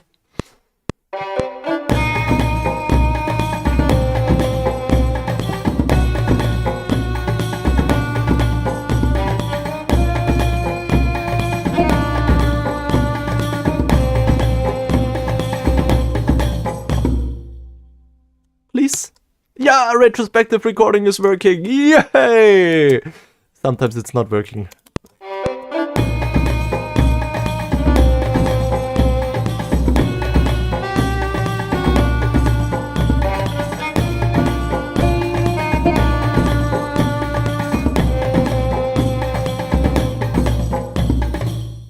Okay. Actually, better than I thought. And for this type of music, I think it fits the velocity-based thing. Okay, Lira 2. Do we get it here, maybe?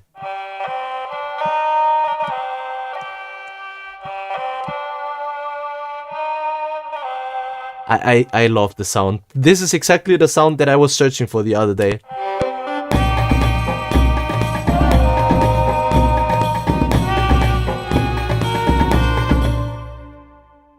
Okay, the second voice worked in the beginning, but then it's not working anymore.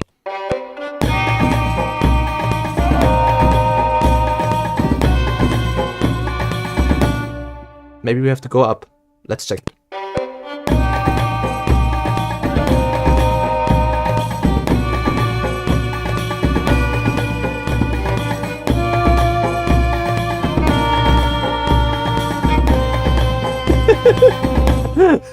Okay, there was a wrong note. I'm sorry. I'm just human after all.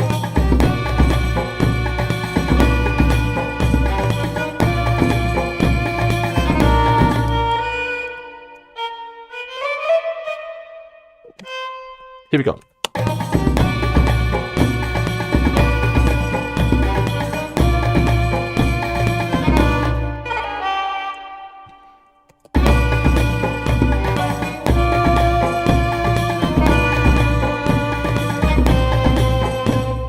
Okay, let's listen to that, both of them together. Oh, I like this little, not too good.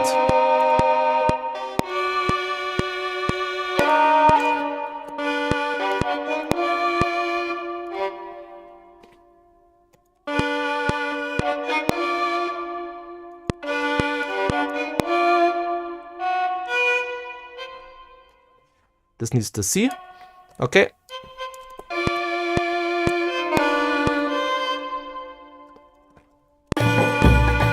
Okay, this is cool. The info is cool. Yes, I like that they give you a little bit of background information to the instruments, especially if you don't know how they look or what it is used for. Really cool. I agree. It's sounding good. Nice. Yeah, I think...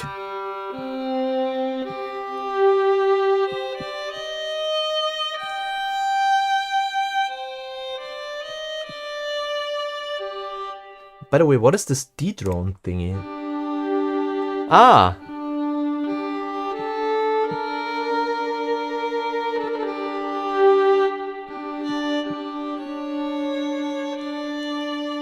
Wow.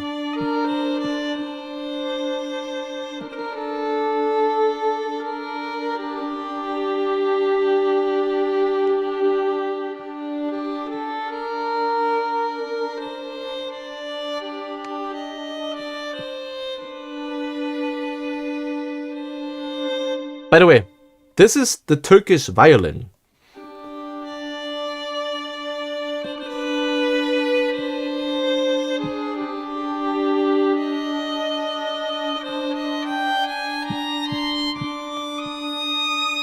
So the D drone adds a D on the bottom and the A drone adds a...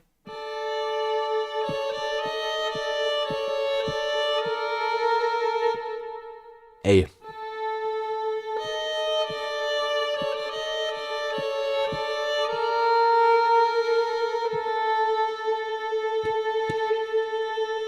Oh, they do such a good job when it comes to the sound. Give me a little bit more playability and I am completely sold.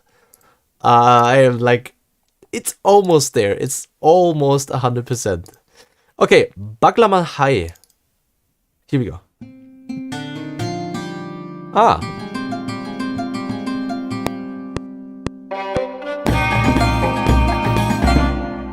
Okay, in which key are we, by the way? C. Okay, C minor.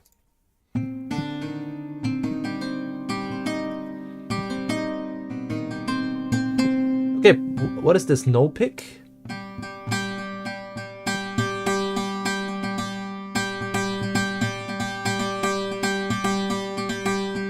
Maybe we play something like this? Board hit? Ah! Pink noise and Kapma speed.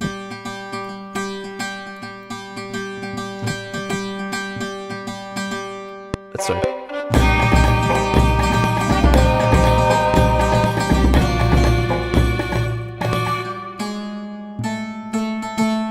Do we go up to the A or do we go down to the F? Okay, let's see.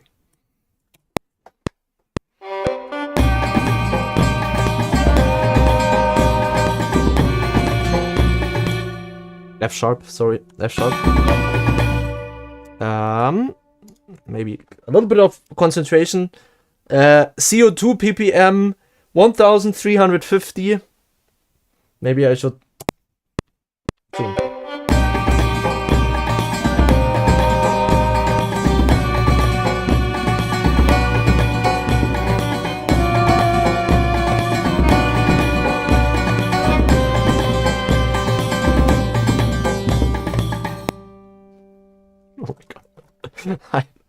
I don't comment on the chat right now, guys.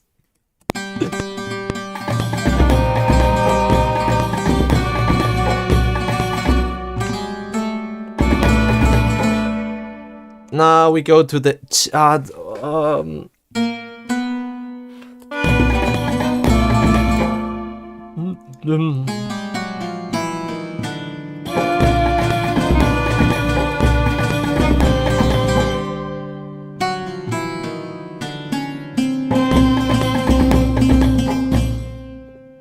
Oh, maybe this makes everything a little bit worse. So let's remove this and continue with Bagla Malo. Ah! By the way, we have key switches.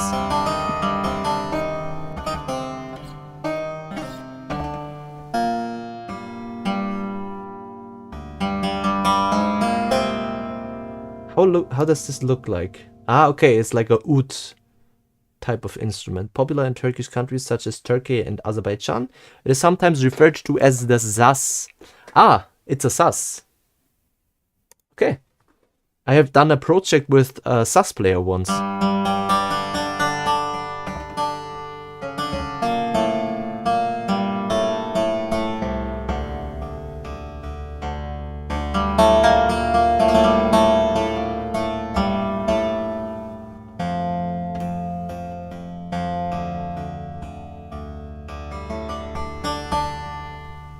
Sounds great. I think for our song it's a little bit too low. That's not what we need. What is a dutar? Okay, also type of saz instrument. Ooh, that sounds delicate.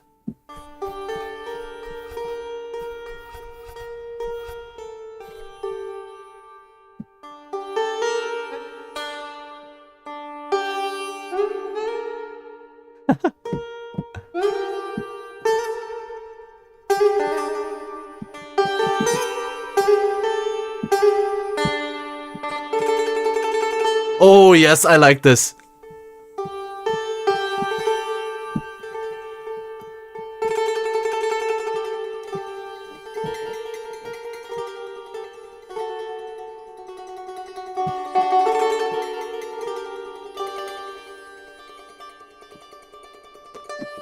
But how can I play this?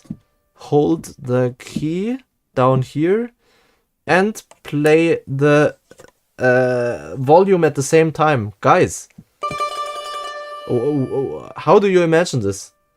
Because I don't know if you see this, but when I hit the key switch over here, it switches to tremolo, but then it switches back to sustain poly. So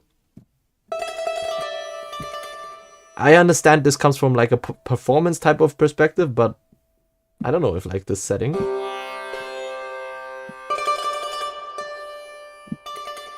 Anyway, let's try to record something with this, maybe?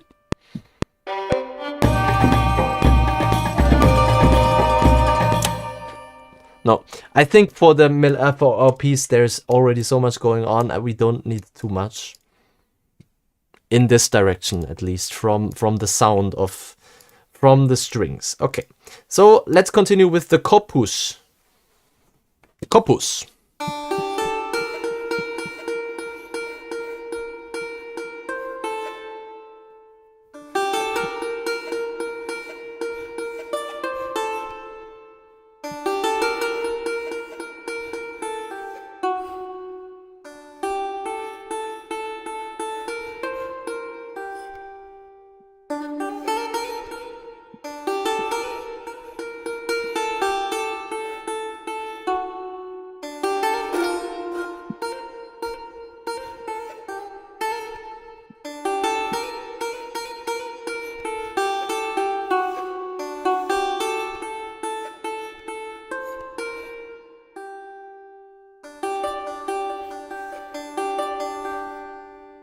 Can we bring up the reverb? What if we bring down the reverb? Oh, we have a pretty nice and dry recording. That's cool. Let's try to combine this with a reverb.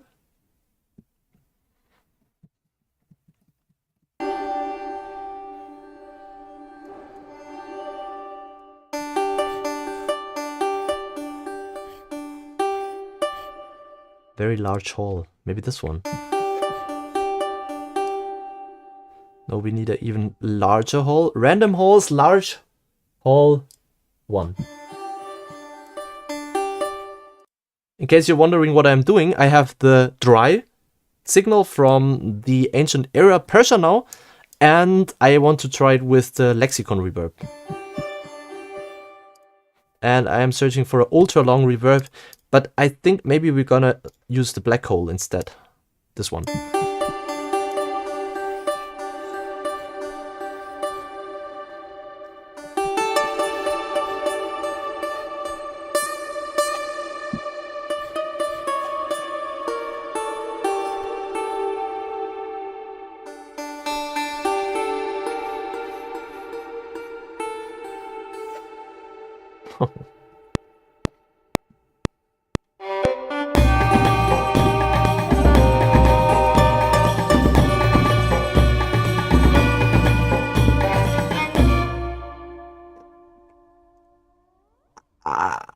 from the feeling of the piece, I think this is not very like Arabian or Persian. It sounds more like Balkan type of music, I think. Maybe I'm wrong. By the way, hello Igor, welcome back.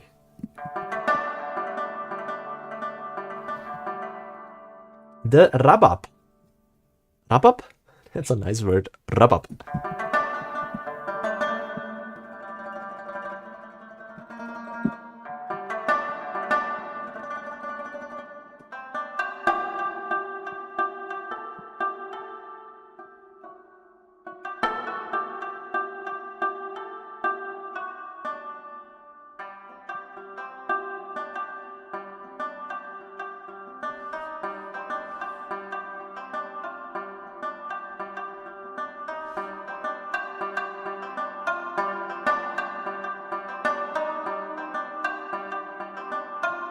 Wow, that sounds cool. It has this damped quality.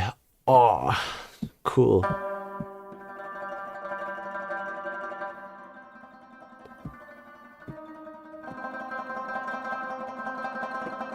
Guys, you know what this reminds me of? I think I've never showed you the final piece that I wrote for my final exam. Exam? Like for my bachelor in composition. There is. Let me quickly check. I think I have it over here. Because this just reminded me of the. Where was this? It was in the archive, I think. Music projects.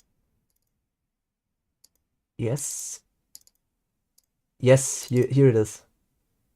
Master. So this is from, so just a quick interruption. Just a quick interruption!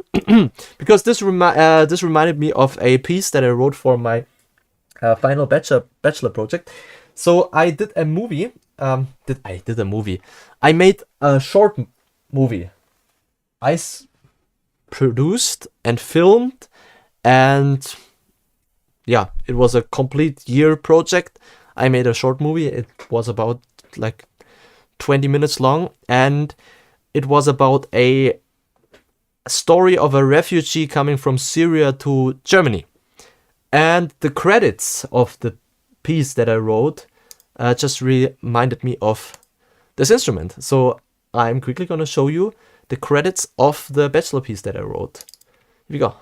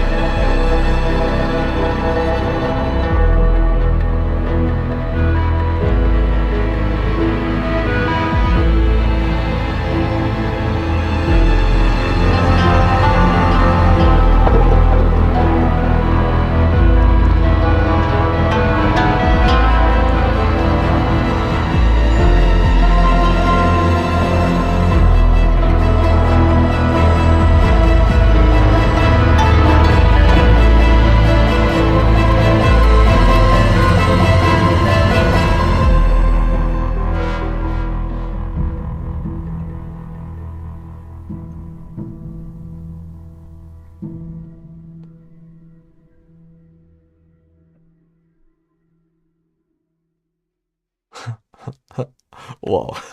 Yeah. Um. This was my final bachelor piece. Like the credits of the video of the movie of the soundtrack that I did. And this was a everything you just listened to.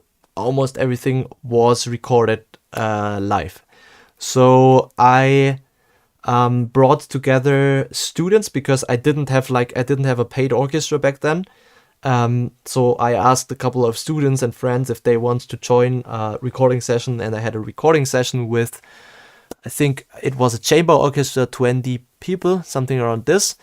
And then I did a couple more recording sessions. I did a percussion recording sessions where I myself played. I did a recording session with a accordion player that you just heard playing. I recorded, because you were asking, I didn't record a dulcimer, but it is a Syrian instrument. It's from Syria, I don't remember it. But it's like, you have like I don't know, a plastic thingy, and then it's a board that lays in front of you, and then you play it with the plastic. I don't remember, but it sounds a little bit similar to this rappa. No, but it's like with a plastic pick, and you play it like this. And I actually got it from Damascus, the instrument. It was imported by someone, and then my sister picked it up in Berlin and brought it to me to Munich, and then I imported it back to Zurich, because by the time I lived in Zurich and recorded everything in Zurich. And yeah, this was this instrument that you heard over here. Da da da da da da da da.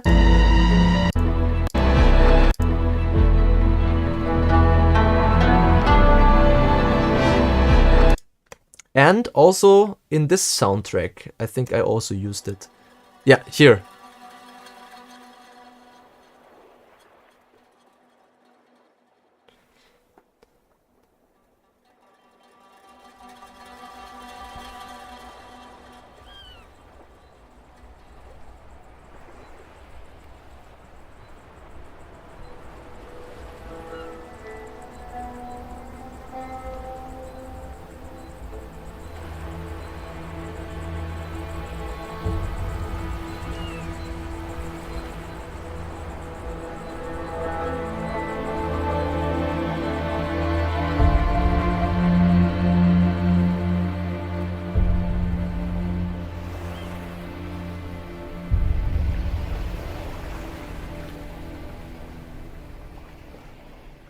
Actually, I don't know why the sound effects are in there.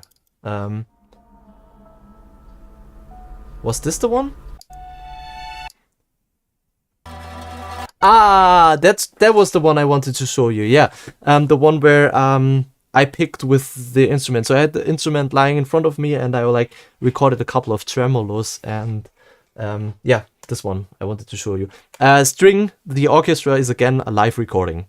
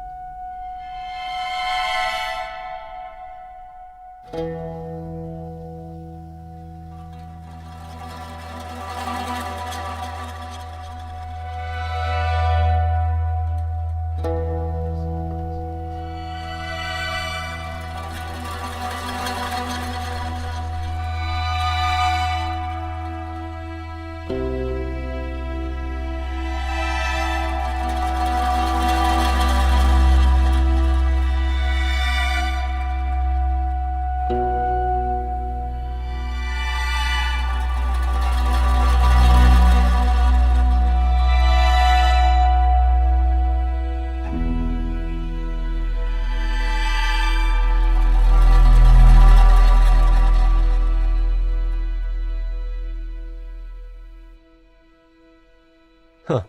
Yeah.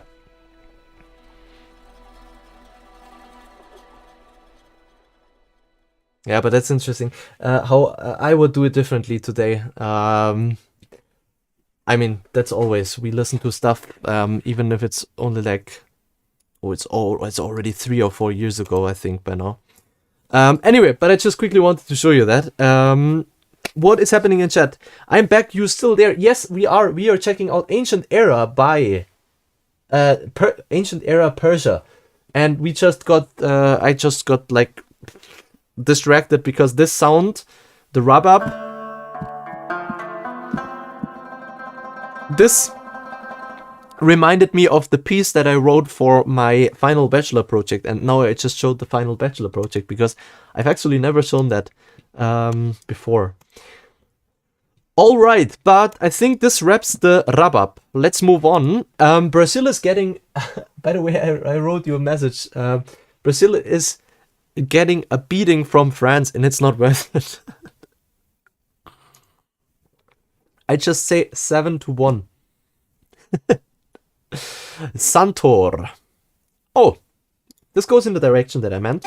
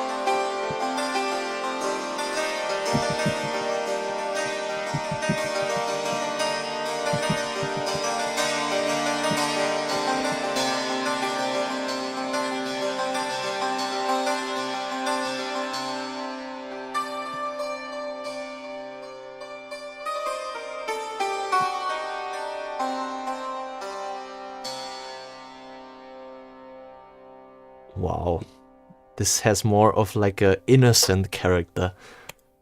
I like it. Tambour. How does this look? I really start to like the how does this look thingy. So when you can actually see what's behind that. What I don't like is that I cannot close this thing when I click in the black space, but I always have to re-click on the main thing down here. Ah, that's just simple UI stuff that I would do differently. Guys.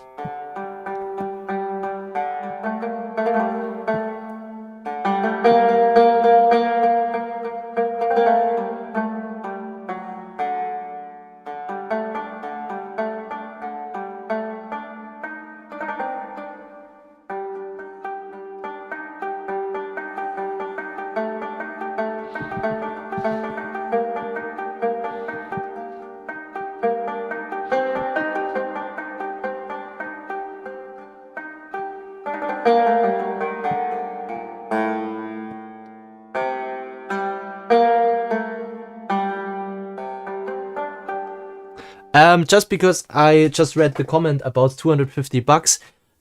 Hey, absolutely. I think those type of libraries that are so special and specialized, I think I wouldn't just buy them for the purpose of having and like, I mean, people have different wallets, okay? So for some people, €250 is nothing. For other people, for Brazilian, for example, because I know Igor, this would be almost a whole month, I don't know, but like a lot of money.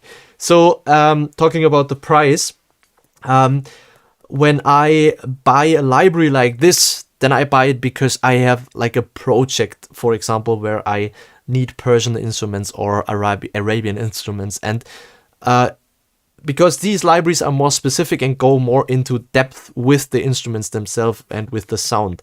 Whereas when I would buy something that is a little bit more general and has covered a little bit like of a broader instrument range, then I would go for something like Ethno World. Because with Ethno World, you get similar instruments to those ones. Or UVI World, by the way, also super cool bundle. UVI World, you get similar instruments to those, but just not as deeply sampled. So with Ethno World, or also with UVI World, I sometimes like hear the round robins, but if I'm just using it once every now and then for some like sketch or something, then I think it's totally fine using it.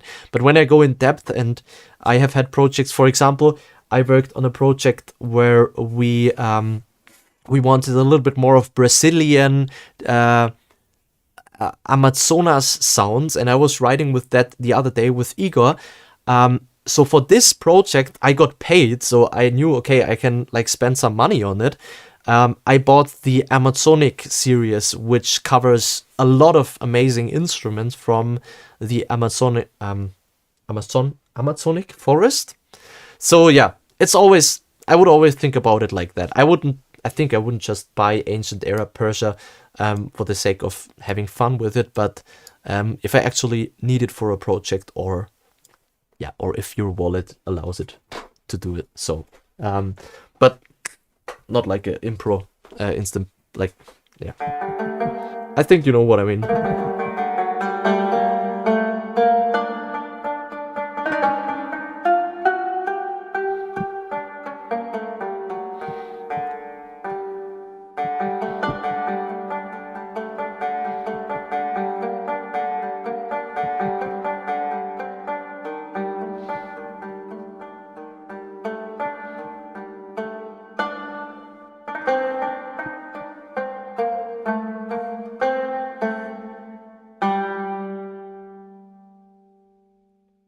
Wow.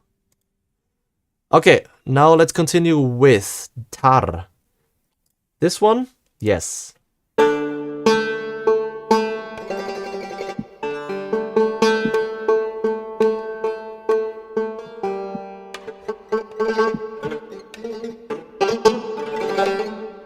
And I mean, look how deep they are sampled. They have 1, 2, 3, 4, 5, 6, 7, 8, 9 articulations, all sounding differently.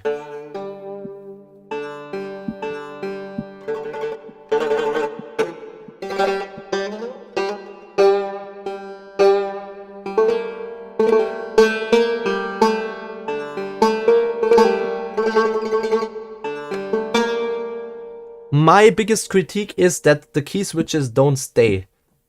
Maybe this is changeable, but I don't like that it always goes back to the sustain poly and you have to hold it, and yeah. This is just counterintuitive. It kind of tries to be a little bit smarter, and yeah.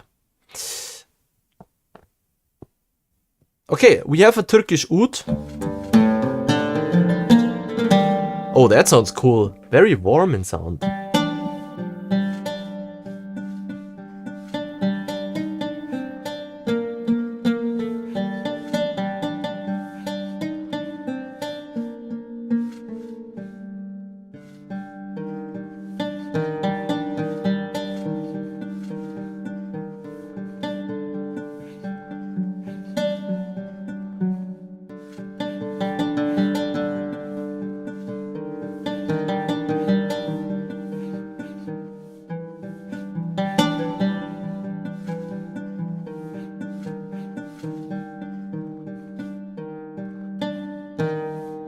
Can you remove the board noise?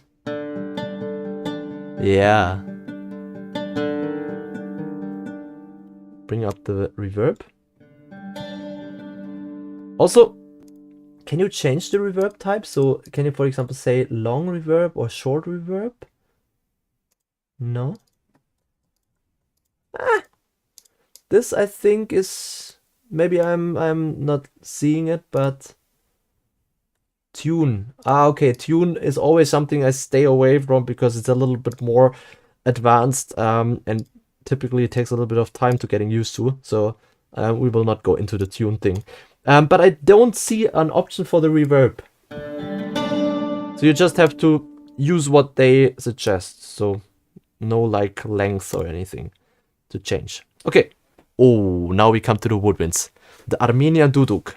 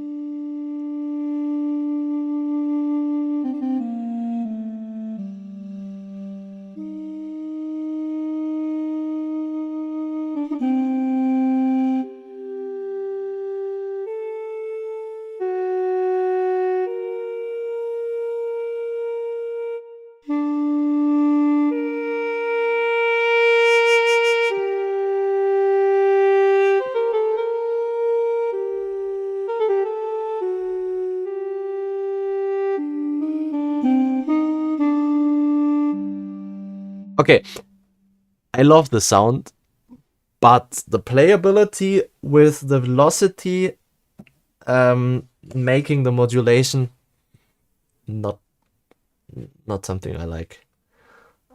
So either I'm completely overseeing this, like, can you change it from velocity to MIDI CC? I would love to.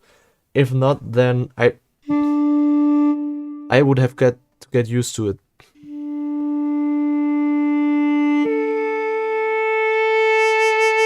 Wow, but the legatos are great.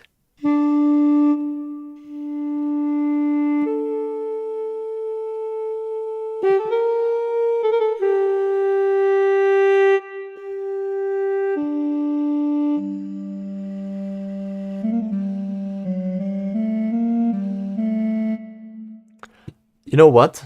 I quickly want to open UVI World and see how it compares to the UVI Duduk. So let's say Duduk. Duduk. This one, wheel.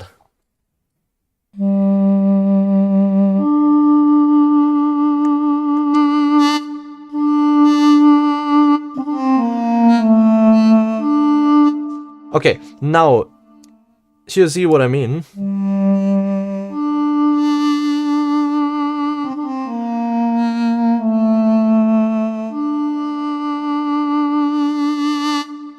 Now for you at home, it might not be the difference, because it might even be the case that the Ancient Persia one sounds better,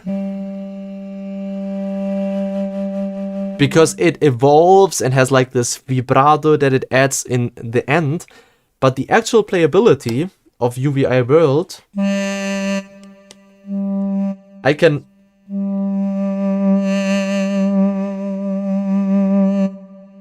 use this to adjust the loudness, and I can use, for example, I can match the vibrato to CC3, and now I can also change the vibrato.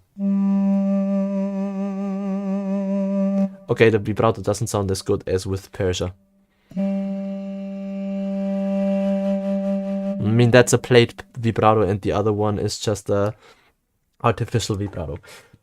So yeah, is there a Duduk that has both worlds? That would be interesting. I don't know about one, but this clearly sounds amazing. Don't get me wrong. Just the playability it's hard. I think something you would have to learn. I'm a passionate about the Free Duduk app from Klar Duduk. Yes, I've tested this. This one is great. I love the Duduk. Makes me want to cry every single time. Yeah. I feel you, Gabe.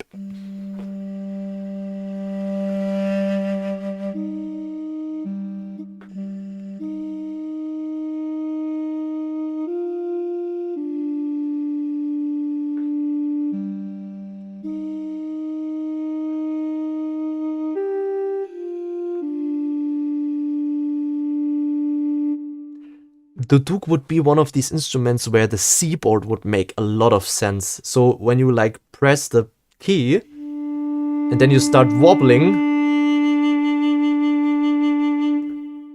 it would add the vibrato.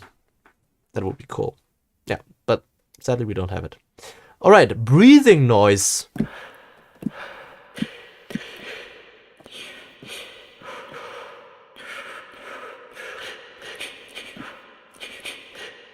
Okay, cool. Kaval.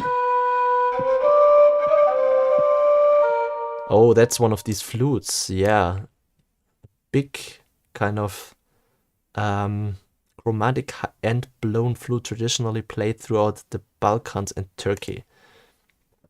Balkans and Turkey, and they call it Persia. Is this accurate?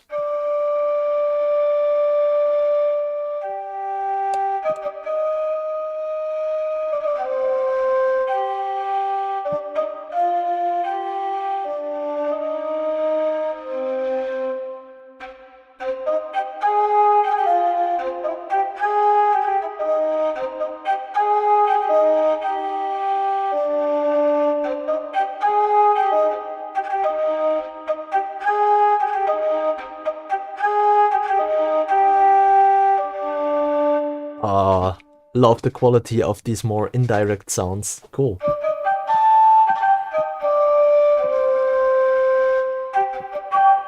Can you... Is there... soft ornaments? Forte ornaments? Trill? Staccato? And again, the staccato is away as soon as I release it.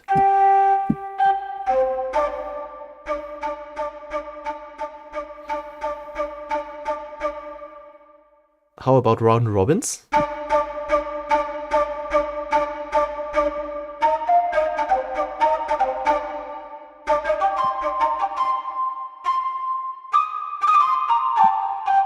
Okay, nice.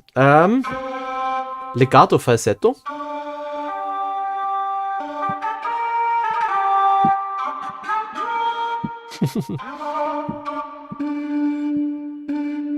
Legato clarinet.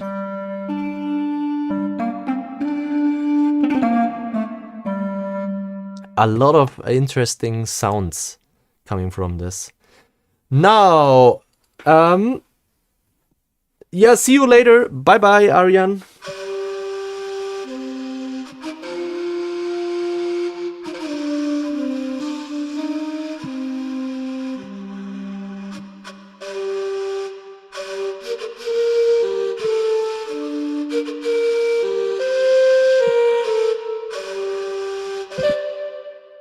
Also cool, Persian nail. I think we are soon also gonna wrap it. How much more do we have? 1, 2, 3, 4 instruments, a couple of soundscapes. I don't go through all of it, trust me. Let's just go through 4 more instruments and a couple of soundscapes, and then I think I'm also gonna call it a day or a night. By the way, I quickly have to air my room. Why isn't that loading? Here it is. Turkish clarinet.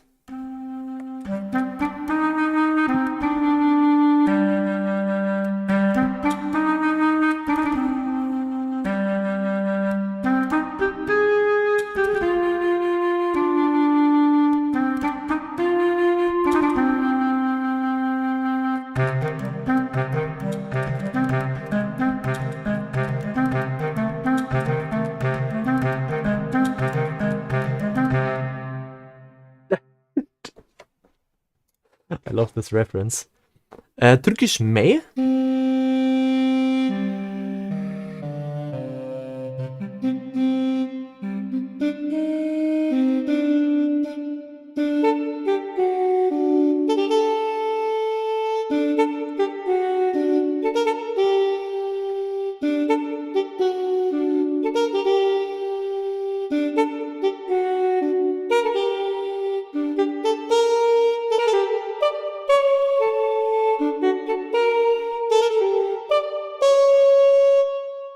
Bum, bum, bum, bum, bum, bum, bum. Okay. Turkish Ney. We had Turkish May, now we have Turkish Ney. It's like it's this flute, right? This the thin flute. This one.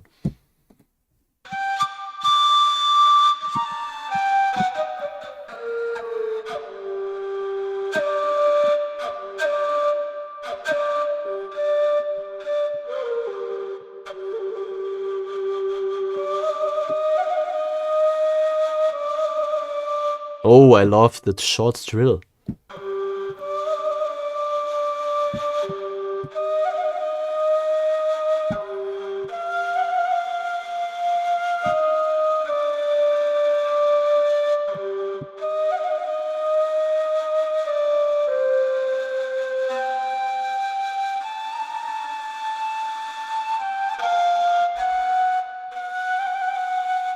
Here we go. Turkish Ney. Okay. Zurna. Oh my god, it's this instrument. I have it. I have it. I have it. I had it. That's enough. I think I don't need much more from this instrument. Okay, let's make it really quiet.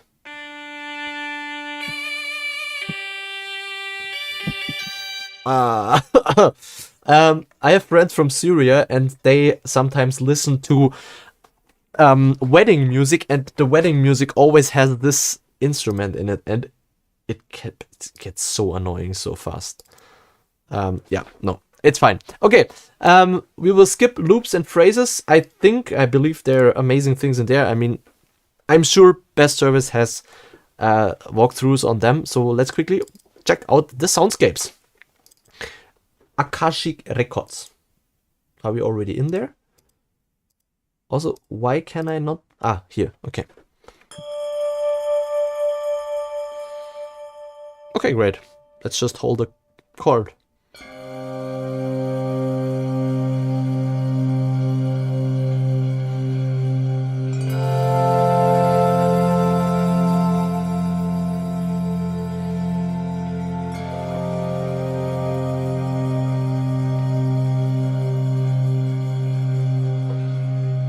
Great. Alexandria.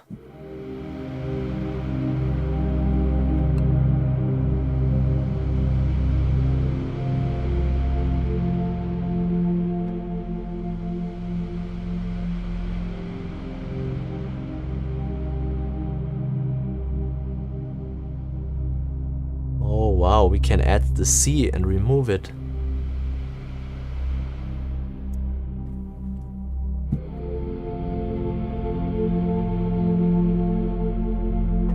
Yeah, always nice little add-ons, these pads.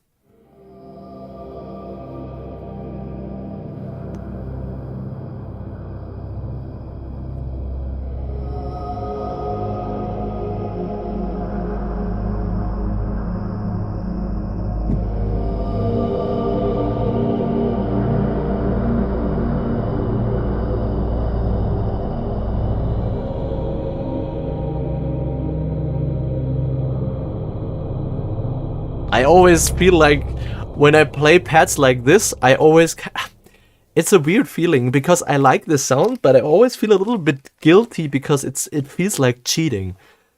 Kind of. It goes in the direction where it's like, okay, there's already so much stuff pre-made for you. How much of this now is still you and your sound?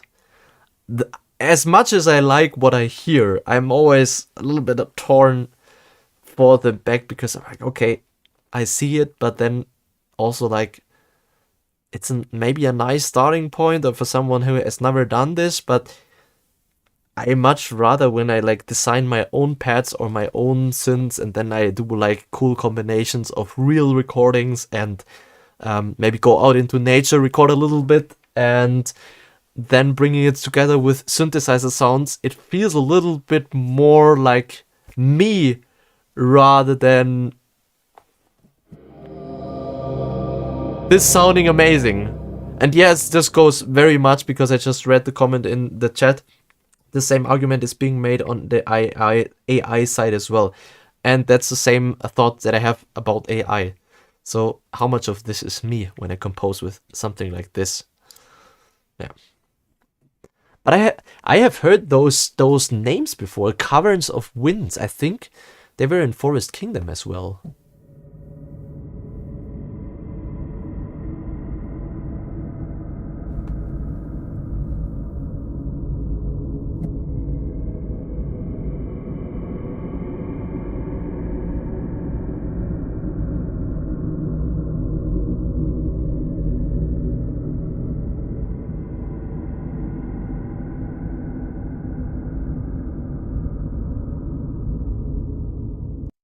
Okay, Desert Echoes.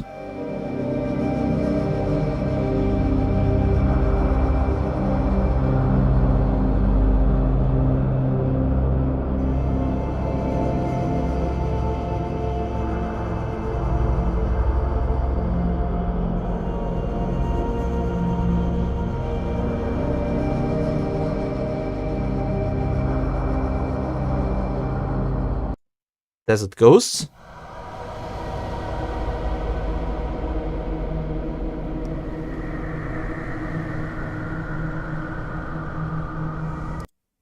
Desert Lights. And so on and so on. Okay. I think we know where this is going. Let's pick one more last the sand of time.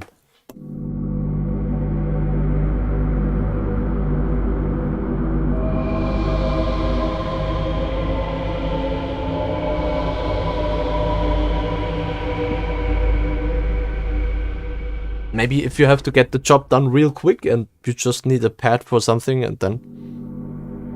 But, yeah. Maybe if you play something over it, it will sound a little bit nicer and a little bit more like you and less like something that just everyone did. I don't know. Let's see. Anyway, but I think... Everyone...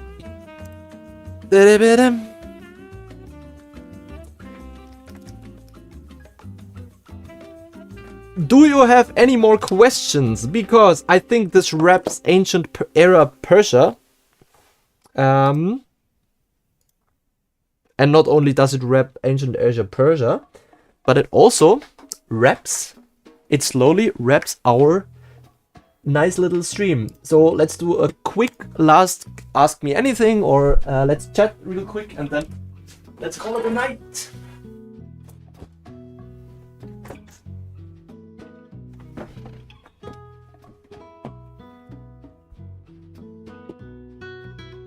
And the time is running like the sand. Yeah, it truly is.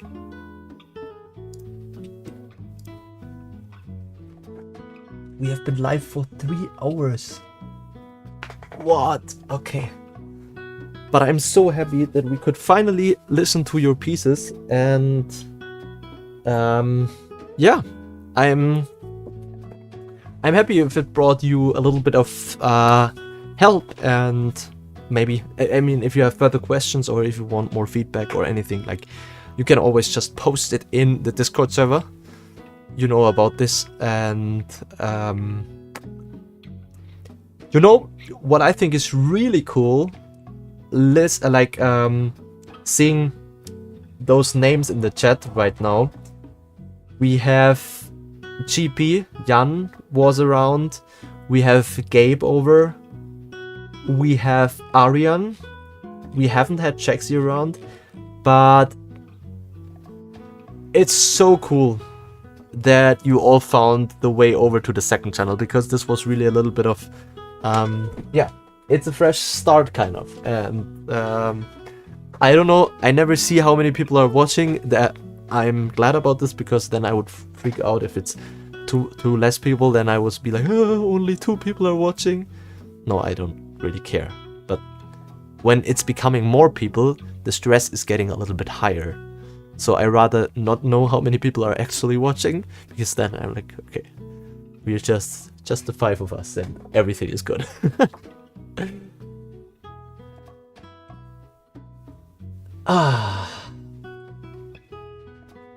I think, yeah, you're welcome, Jan. Have a nice evening. Take care. Jaxi, come around. It's your time to shine.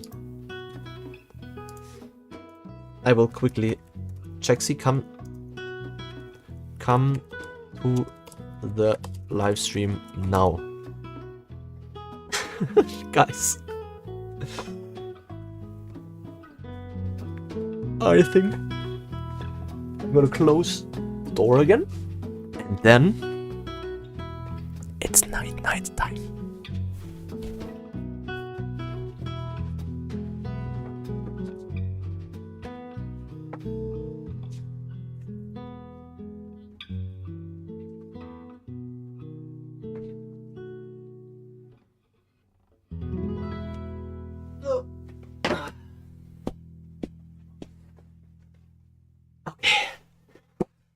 Here we go. I used to have this outro song. Where is it? Parodies. Here we go. Alright, everyone.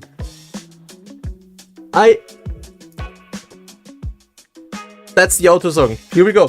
Thank you so much for watching. Thank you, Igor. Thank you, Jan. Thank you, Gabe. Thank you, Giorgio. You were also here from the very beginning. Super cool. Great to have you around. Great to have everyone else around. And with that being said, I think I will be back soon streaming maybe not tomorrow. Maybe not the day after tomorrow. Who knows? Who knows? Maybe I would just start stream during the day whenever I want. Like, we will see. We will see. Anyway, thank you so much for watching. I hope you have a beautiful day. And we will see each other on the Discord server. Thank you. Thank you, Iko, for being around. Thank you, Gabe. Thank you all. Take care. Bye-bye. Bye-bye. Winky winky.